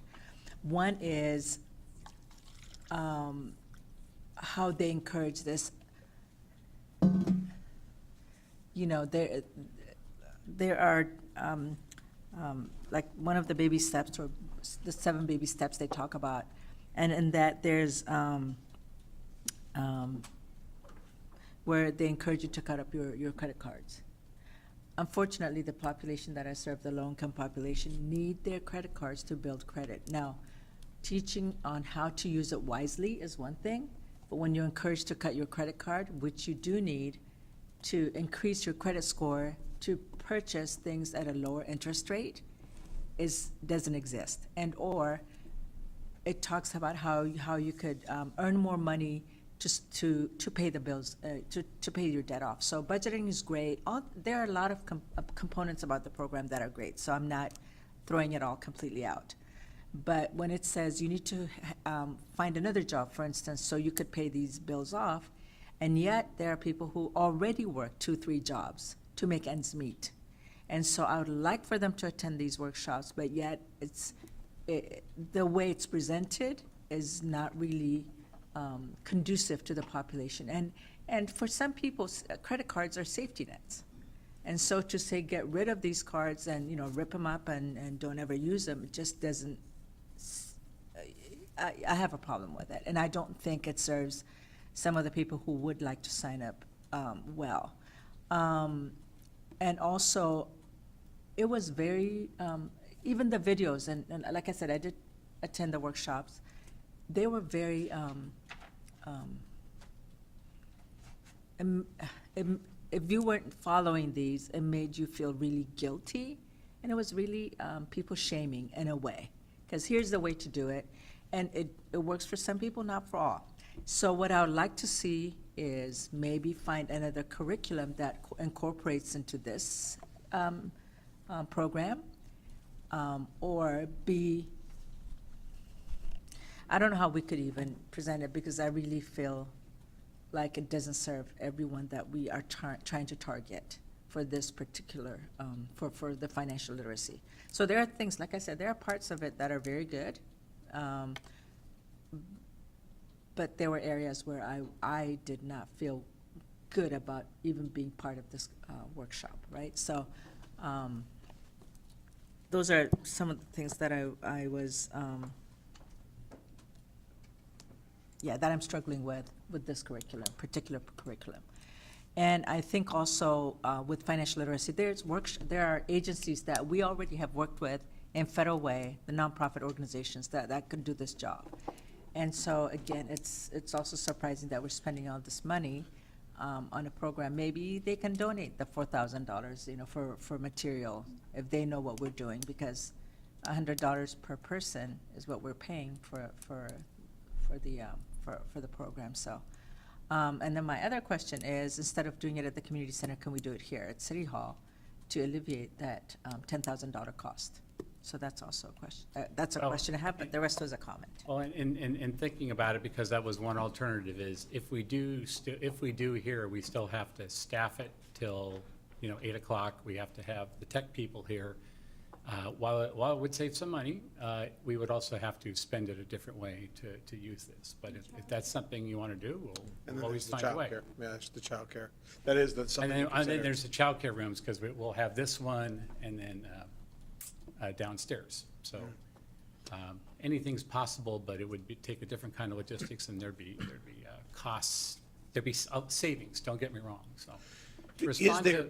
Oh, go ahead. No, go ahead. To respond to your other concerns, perhaps if we use this curriculum, we go the middle way, as they say, where we acknowledge in the small groups special things that work with this group about, well, credit cards may be something that you need to tone back on the admonishment, the things that you observed as a person. So, and it's a pilot.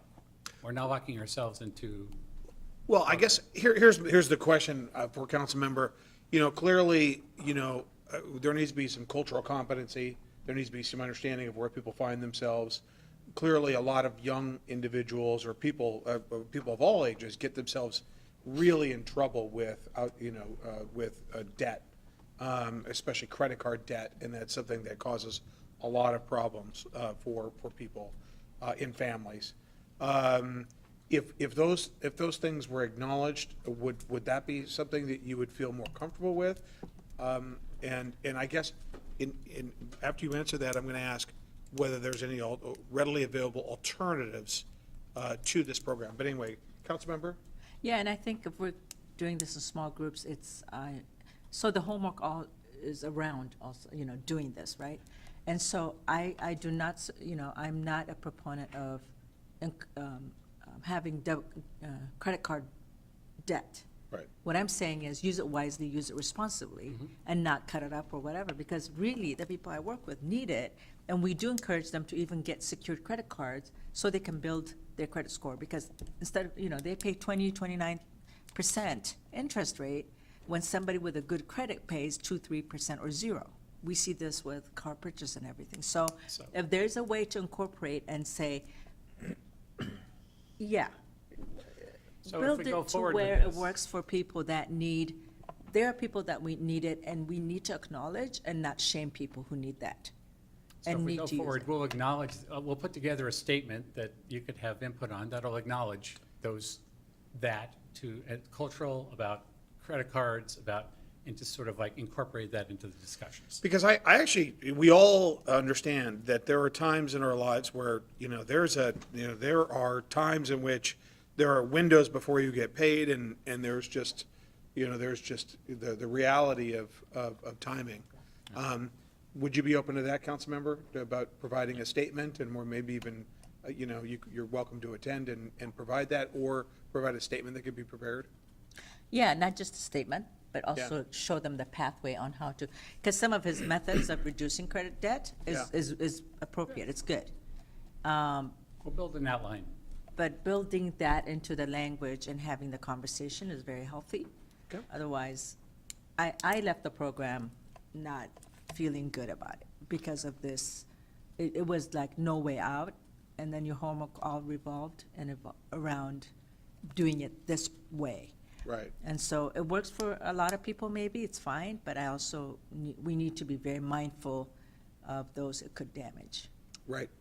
Cultural competency and understanding of the logistics. Councilmember, thank you. Councilmember McDaniel? Yeah, she kind of, I'm going to allude to some of what she said. First one is, are we allowed to sit in on some of these sessions? Of course. Yeah. Okay. The second one is, long-term, if we do this pilot, what is like the potential? Because I know at one time, I'm adamant for this because I fought for the 200,000 that we originally had.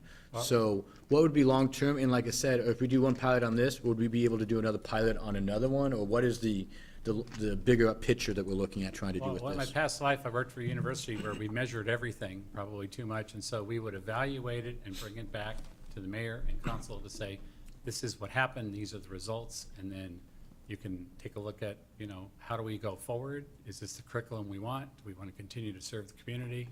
And what programs should we use? So we will evaluate it in a timely basis. Gotcha. And then see where we go next.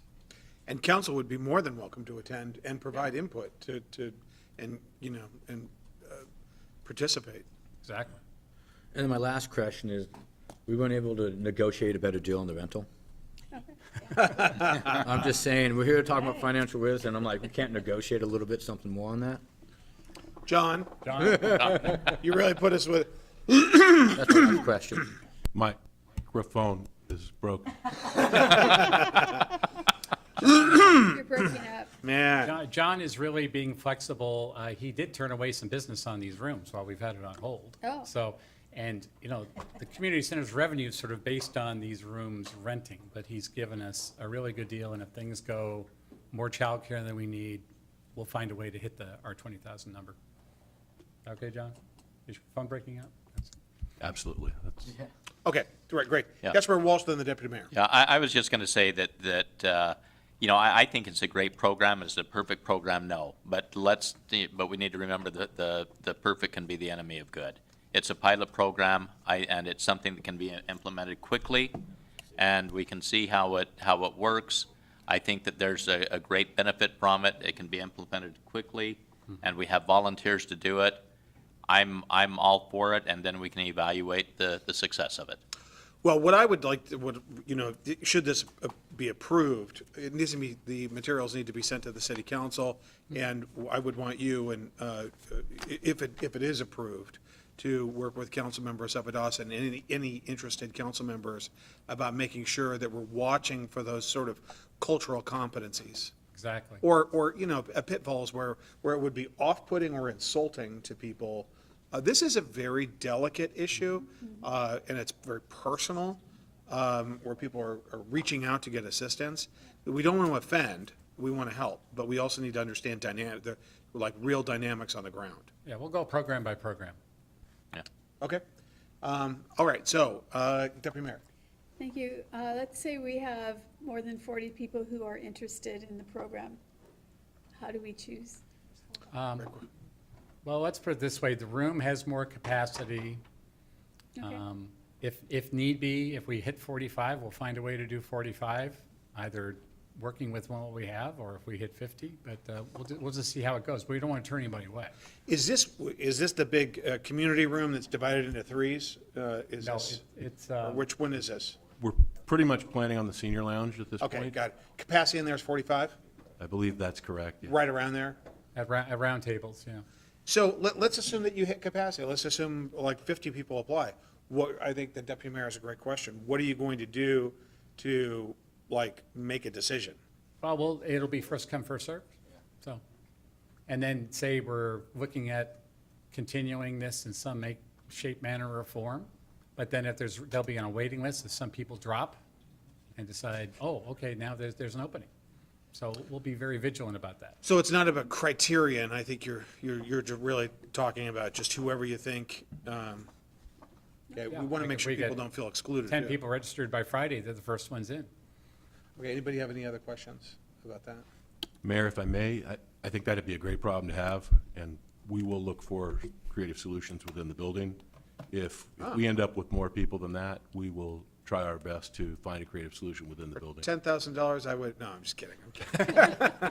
I'm kidding, buddy. Of course, there will be a price. But. All right, Councilor Tran? Thank you, Mayor. So, yeah, I am ready to support this program with some minor modification, like Lydia mentioned earlier. But what I'm curious about is, so when we run for this program for 9 weeks, right? And then how do we know if this is working? What measurement we are going to use to see if this is actually good program? And Well, there's two ways to do it. Number one, we'll measure their satisfaction when they're done. Okay, so at least have that. But since we'll know who they are, it would be great that we can just check on them in 6 months. You should probably have an exit questionnaire as well, don't you think, everybody? Yeah, no, that's what we'll do. They'll do a final, and then we'll check in with them later, because we'll have their contact information. Has this been helpful over the last 6 months? What do you think? Councilmember Cephas? Yeah, it's a question. Are you done? With a lot of proposals, we do RFPs, so why did we go with this program? Why did we not invite other financial literacy providers or agencies, nonprofits that do this work?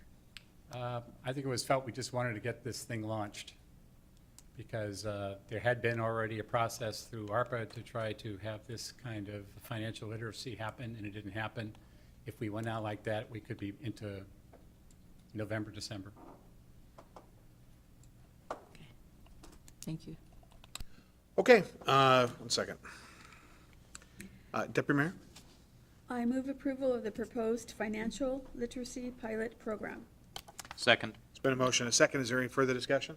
Yeah, with the comments or changes. Yes, correct? with Okay. the accommodations we Changes. discussed.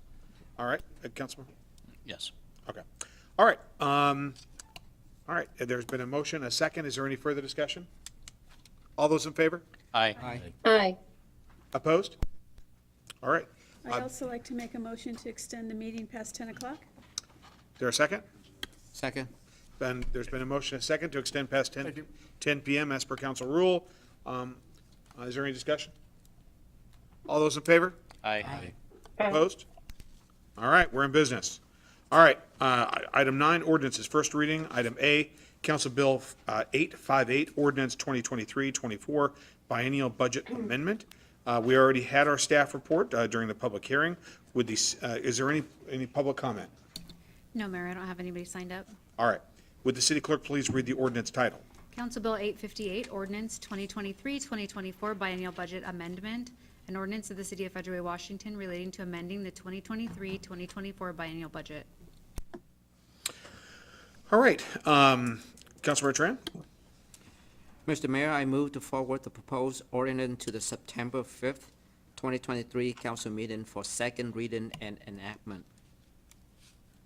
Is there a second? Second. There's been a motion and a second. Is there any discussion? All those in favor? Aye. Aye. Opposed? All right, matter passed unanimously. Now, let's move on to the next item, which is item B, Council Bill 859, Ordinance Residential Open Space for Comprehensive Plan Amendments. We had the staff report, which was presented at the public hearing earlier this evening. Stephanie, do we have any public comment on this? I don't have anyone signed up, Mayor. All right. Would the city clerk please read the ordinance title?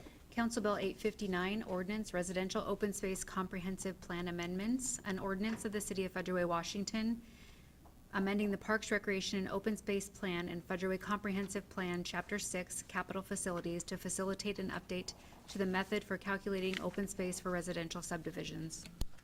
All right. Councilor Tran? Mr. Mayor, I move to forward the proposed ordinance to the September 5th, 2023 council meeting for second reading and enactment. Second. It's been a motion and a second. Is there any discussion? All those in favor? Aye. Aye. Aye. Opposed?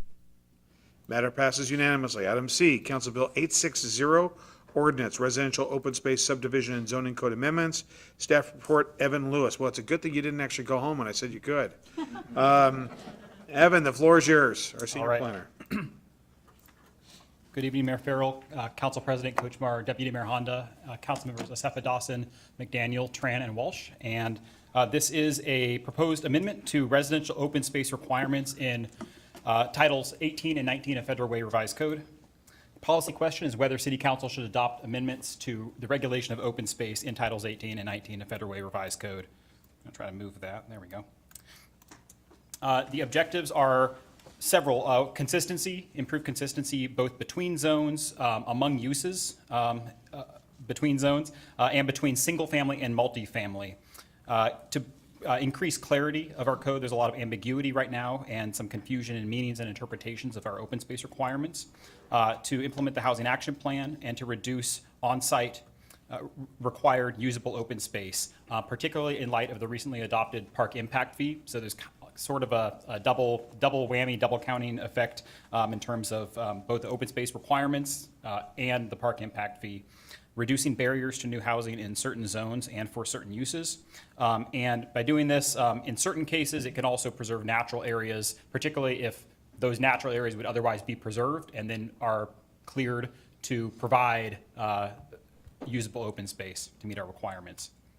So I'm going to run through the 8 primary components of this ordinance. The first amends the method by which we calculate required open space for single-family residential subdivisions. Currently, we require 10% of the gross land area of a site to be usable open space and 15% of the gross land area of a site to be open space, which includes a few other categories that can count wetlands and buffers and things like that. And the usable open space per our code right now has to be active. However, active is undefined right now. So just as an example, this is a hypothetical site. If all those blue areas are wetlands and stormwater ponds, all of that area right now is counted in our 15% of gross land area open space requirement. So the update would change the method of calculating open space for single-family subdivisions to 150 square feet of usable open space per single-family unit. So from a gross site, percent of gross site area basis to a square feet per unit basis. And 50% of that usable open space would have to be active, and we've now defined active, which I'll get to in a moment. So this in most cases would reduce the overall quantity of required open space, but it better ties those open space requirements to the actual impact in terms of the number of units that are proposed in a subdivision. The next is to update required open space for several multifamily uses and zones. So for the RS and RM, single family and multifamily zones, for several uses, it would go from a required 400 square feet per unit to 150 square feet per unit of usable open space. And that would be consistent with what's currently required for the neighborhood business or BN zone. For the BC or community business zone, it would go from 150 square feet a unit to 100, and that would be consistent with what's already required for our city center core and frame zones, in the same way that our housing action plan made amendments across those three zones. This is consistent with those changes we made as part of our housing action plan. Just like with single-family subdivisions, this would be usable open space, and 50% of that open space would have to be active open space. So that gets us to the definitions. First, the definition updates clarify certain existing terms in our code, like what is open space, usable open space, and public open space. It then establishes a definition for active and passive open space. And this here on the screen is just half of the definitions. It then provides examples of what active open space could be and passive open space could be. But these are not all inclusive, so we know there's a wide range of different types of open space. So if someone proposed something consistent with the intent, then that would fall under either active or passive open space. And these are actually listed in the ordinance. The fourth update is exempting all developments, whether it's multifamily or single-family subdivisions. All developments of 5 or fewer units are exempt from our open space requirements, except for manufactured home parks. And there are few, if any, examples of cities that require on-site open space for all residential development, which is what we currently do. It's also can be difficult when you have a few number of units to establish a homeowners association and to maintain that open space when there's only a couple or a few properties who are helping maintain that. There was some discussion at FedRAC about that specific number, and I think most of those questions were addressed, but happy to continue that discussion if you'd like. The fifth is ensuring that our single-family fee in lieu of open space calculation method and process is consistent between Titles 18 and Titles 19. So this is an example of the Title 18 changes. One of those changes is necessary because we're changing the calculation method for the open space, and that also requires a change to how we're calculating the fee in lieu as well. The sixth is that it expands the fee in lieu option as far as paying a fee in lieu instead of open space to the community business or BC zone. Right now, for multifamily, that option is only available in the city center core and frame zones. And this is actually implementing a specific recommendation in a very limited extent from the Housing Action Plan. And this is just an example of BC zoned areas in relation to our city center zones. The seventh is it removes an allowance that currently exists in our open space requirements for landscaping tracts to count as usable open space, which is not doesn't make a lot of sense because most landscaping is full of landscaping and it's not really usable. So it cleans that up and ensures that landscaping tracts cannot be usable open space. And finally, it improves consistency among like uses and zones. So there are certain uses that are allowed in several zones, but in some of those zones, for example, they require 10% of the open space to be children's play equipment, but that requirement doesn't apply to those same uses in other zones. And the same goes with certain specific dimension requirements for those open spaces. So we saw little reason for there not to be more consistency among those like uses across different zones. So that was cleaned up as well. The adoption process, there was a SEPA DNS issued May 12th. Planning Commission hearing on 6/21 FedRAC last month, and we're here at first reading and on track for second reading and adoption on September 5th. There were 3 updates since FedRAC. The first, because we have a lot of ordinances, zoning ordinances in the works, The version at FedRAC did not include the changes in 3 of the use charts that went into effect last month as part of the HAPI ordinance that passed in June. This didn't affect any of the open space changes, but 3 of the use charts had to be updated to ensure it reflected what was just adopted with HAPI. There was a remnant reference to the current, soon previous method of calculating subdivision open space in Title 1855-030 that was just, I missed it. And so that was found and that's been deleted. And lastly, there were 2 additional edits that had to be made to the fee in lieu of calculation and processing methods, I could probably put it a better way, in Title 19 to ensure that the fee in lieu of calculation between Title 18 and Title 19 is consistent, which is what the intent was for that code update. There was 1 public comment received, the date of the FedRAC meeting. That's included in this packet from the Master Builders Association. The criteria for amending our development regulations is all met as specified in the staff report, and the recommendation is option 1 to adopt the proposed ordinance. All right, council, any questions? Councilmember Safa-Dawson. Thank you, Mayor. Thank you.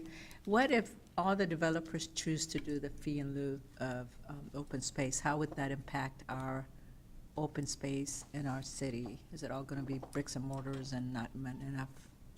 So there's, as far as multifamily, there's already a limit. So that fee in lieu of option, even with the expansion of BC, is still only allowed for multifamily in the BC and city center core and frame zones, and can only be up to 50% of that open space can be paid fee in lieu. For single family, yeah, hypothetically, someone could choose to pay everything in fee in lieu. I will say that most of our short plat applications we're getting right now, developers are just choosing to pay the fee in lieu because it doesn't make a lot of sense for a lot of the short plat applications to provide that on-site open space. But yeah, so there's built-in limits to multifamily, and there really aren't limits for single family, with one exception, cluster housing. If you're doing a cluster subdivision, you cannot choose the fee in lieu option, and that has not changed as part of this ordinance. Thank you. Councilmember McDaniel. Yeah, mine is actually in consideration to code update number 4, where we have the 5 houses. I actually prefer the 9, the short plat. I like that better. It kind of fits in my mind a little bit better. Can you give me a good reason why we should leave it at 5 and not do 9? Yeah, a couple reasons. First, one is we know that the middle housing bill that passed, there's a lot of uncertainty around that. And we wanted to kind of play it safe. So there's not like a double benefit effect of your own. By leaving it at 5, we know that in the future, lots can potentially have more units than what's currently allowed. If there's 5 or fewer units that are allowed once we do those code updates, maybe a year or so from now, it can have, we don't know what the effect will be. So we want to kind of play it safe and move the requirement from requiring these open space requirements for all developments, regardless of the number of units, to a number that's more in line with other cities that we research, and those are included in your packet. This is, we're very much kind of roughly in the middle. We're in the realm of normal rather than abnormal anymore. The other thing is like I read the Master Builders Association comment, and simply going to 9 is somewhat arbitrary if it's simply to make it match a short plat. With short plat applications, a lot of the difference between a short plat at 9 or fewer and a long plat of more than 9, it's in terms of process and the decision maker, but we still review short plats for most of the same criteria and things that we're reviewing long plats for. So it still feels arbitrary just if we're just picking 9 because it matches a short plat. I mean, it's simple to track, but it is still arbitrary. Isn't 5 arbitrary? It's less arbitrary. It is. It's anytime you go from everything, from requiring for everything to potentially nothing. Like where you pick that, there's different ways you can do it, but picking 9 just because it matches short plat is more arbitrary than what we're currently. And then you're saying if they do a short plat, there is the park fee, and then on top of that, there's the pay in lieu fee that they have to pay for that. Is that correct? If it's a short plat with this ordinance of 6 or more, Then they have to provide the on-site open space and the park impact fee. of Or $2,200. the in lieu of? What's that? Is the in lieu of an option for them? Yes, the fee in lieu of would be an option as long as it's not a cluster subdivision. Okay, so they get hit with both of those fees if there's 6 or more. Correct. If there's 5, they don't have to. Correct. 5 or fewer, they do not. Well, 5 or fewer, they still have to pay the impact fee, but The not park subject to fee. the open space requirements. Yeah, I like 9, so it makes sense. Okay, any other questions for Evan? Let's see here. Do we have any public comment? No, Mayor, I don't have anyone signed up. Or would the city clerk please read the ordinance title?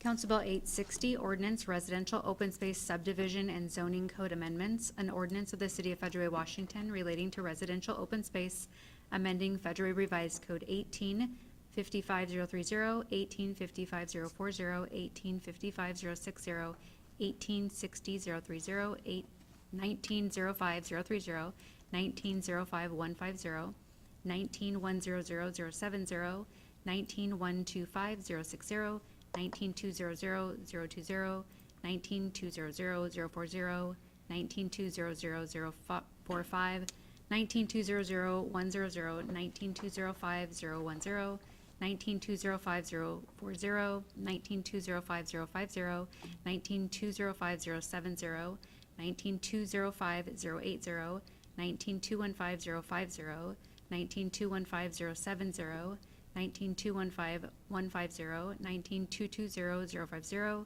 19-220-080, 19-220-100, 19-225-070, 19-225-070, sorry, 19-225-075, 19-230-060, 19-230-065, 19-240-085, and 19-115-115.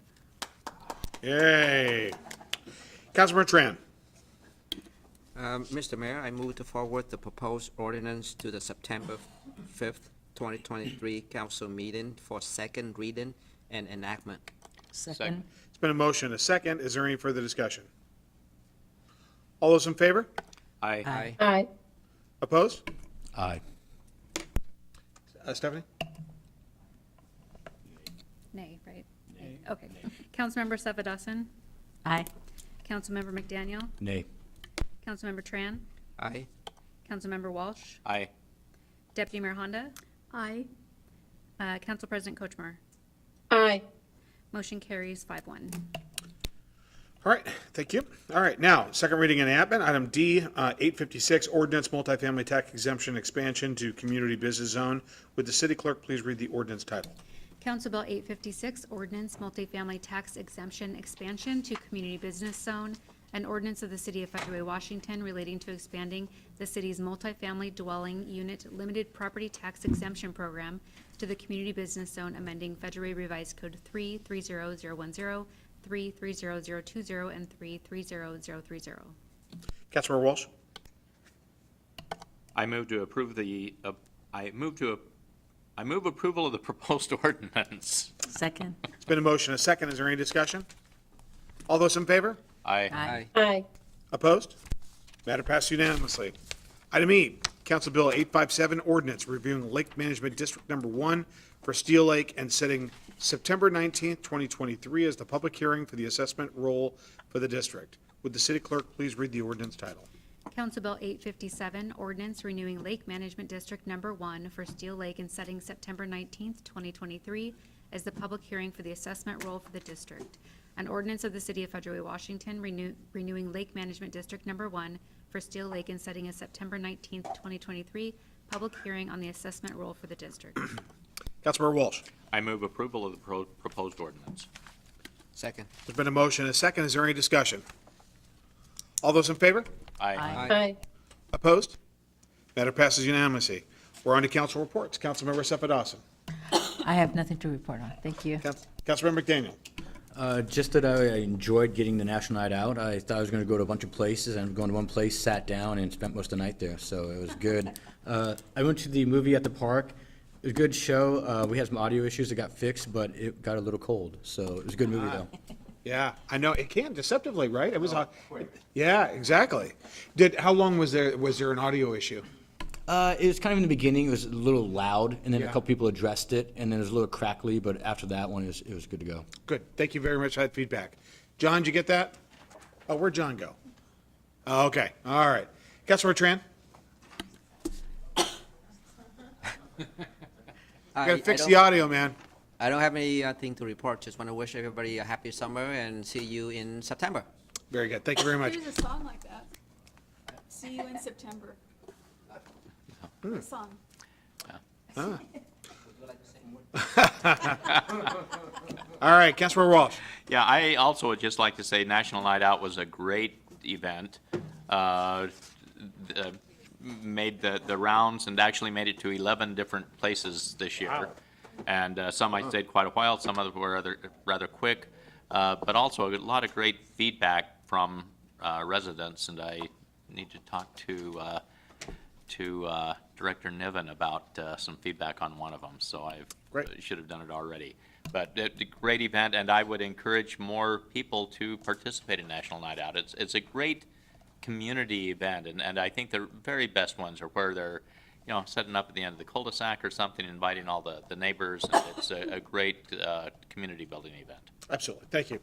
Thank Deputy you, Mayor? thank you for telling me where not to go because they were not set up or whatever. I kept running into him and he would tell me where not to go. There were two of them that were on the list that did not do it, so anyway. Really? Yeah. Oh, interesting. Okay, Deputy Mayor.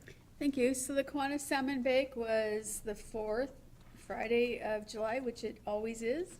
And we did serve over 900 meals. We anticipated selling about 800. So once again, we went out to buy more salmon, which is a good problem to have, right? The next thing that the Kiwanis does is an annual golf tournament, which is at North Shore Golf Course on Friday, September 8th. We had 2 Kiwanis clubs in Federal Way, and when we merged together, must have been before COVID, we kept the salmon bake, and then the other club had the golf tournament. So we've kept those 2, and so far it's working out. But I would encourage you to sign up for the Kiwanis Golf Tournament, North Shore Golf Course, Friday, September 8th. And then the Sorokimus Club had our very first Bling Bingo at Abe Winery, and it was really cool, really fun. We had people who just read about it in the online and who came and who enjoyed themselves. That was a lot of fun. And Abe Winery is just, it's very peaceful and very beautiful there. If you don't know where it is, it's on 373rd. It's really just a really nice place to go visit. Rosebud Children's Theater Conservatory has had 2 plays so far this summer. One was called Princess What's Her Name? It was really cute. And then the play that they're currently showing is called Once Upon a Mattress. It was last weekend, and it will be this weekend, the 11th, 12th, and 13th at Federal Way High School in the theater there. Friday and Saturday, it's at 7 p.m., and Sunday, it's at 2 p.m. This is really a really neat program, and the students in the program work really hard for about 6 weeks to put on these plays. So if you can at all go possibly support them, it would be wonderful. I think we're pretty lucky in our community that we have this program. And at Holly Rose has worked so many years to make this successful. So I would encourage you to all go watch those if you can. And I just wanted to let the public know that even though council is not holding any more meetings until September, we're still available by phone, email, text, however you reach us. We still want to hear from you if you have any concerns or issues, and don't wait till September. Hear, hear. All right, thank you. Council President Kochmar. No report, Mayor, but it's beautiful weather here in Cannon Beach. Oh, that's great. Have fun. Have fun. That's great. Okay, all right, well, thank you, and thank you, Council President, for attending. Everybody, great job this evening. Thank you, staff, for a great job. All right, we are adjourned.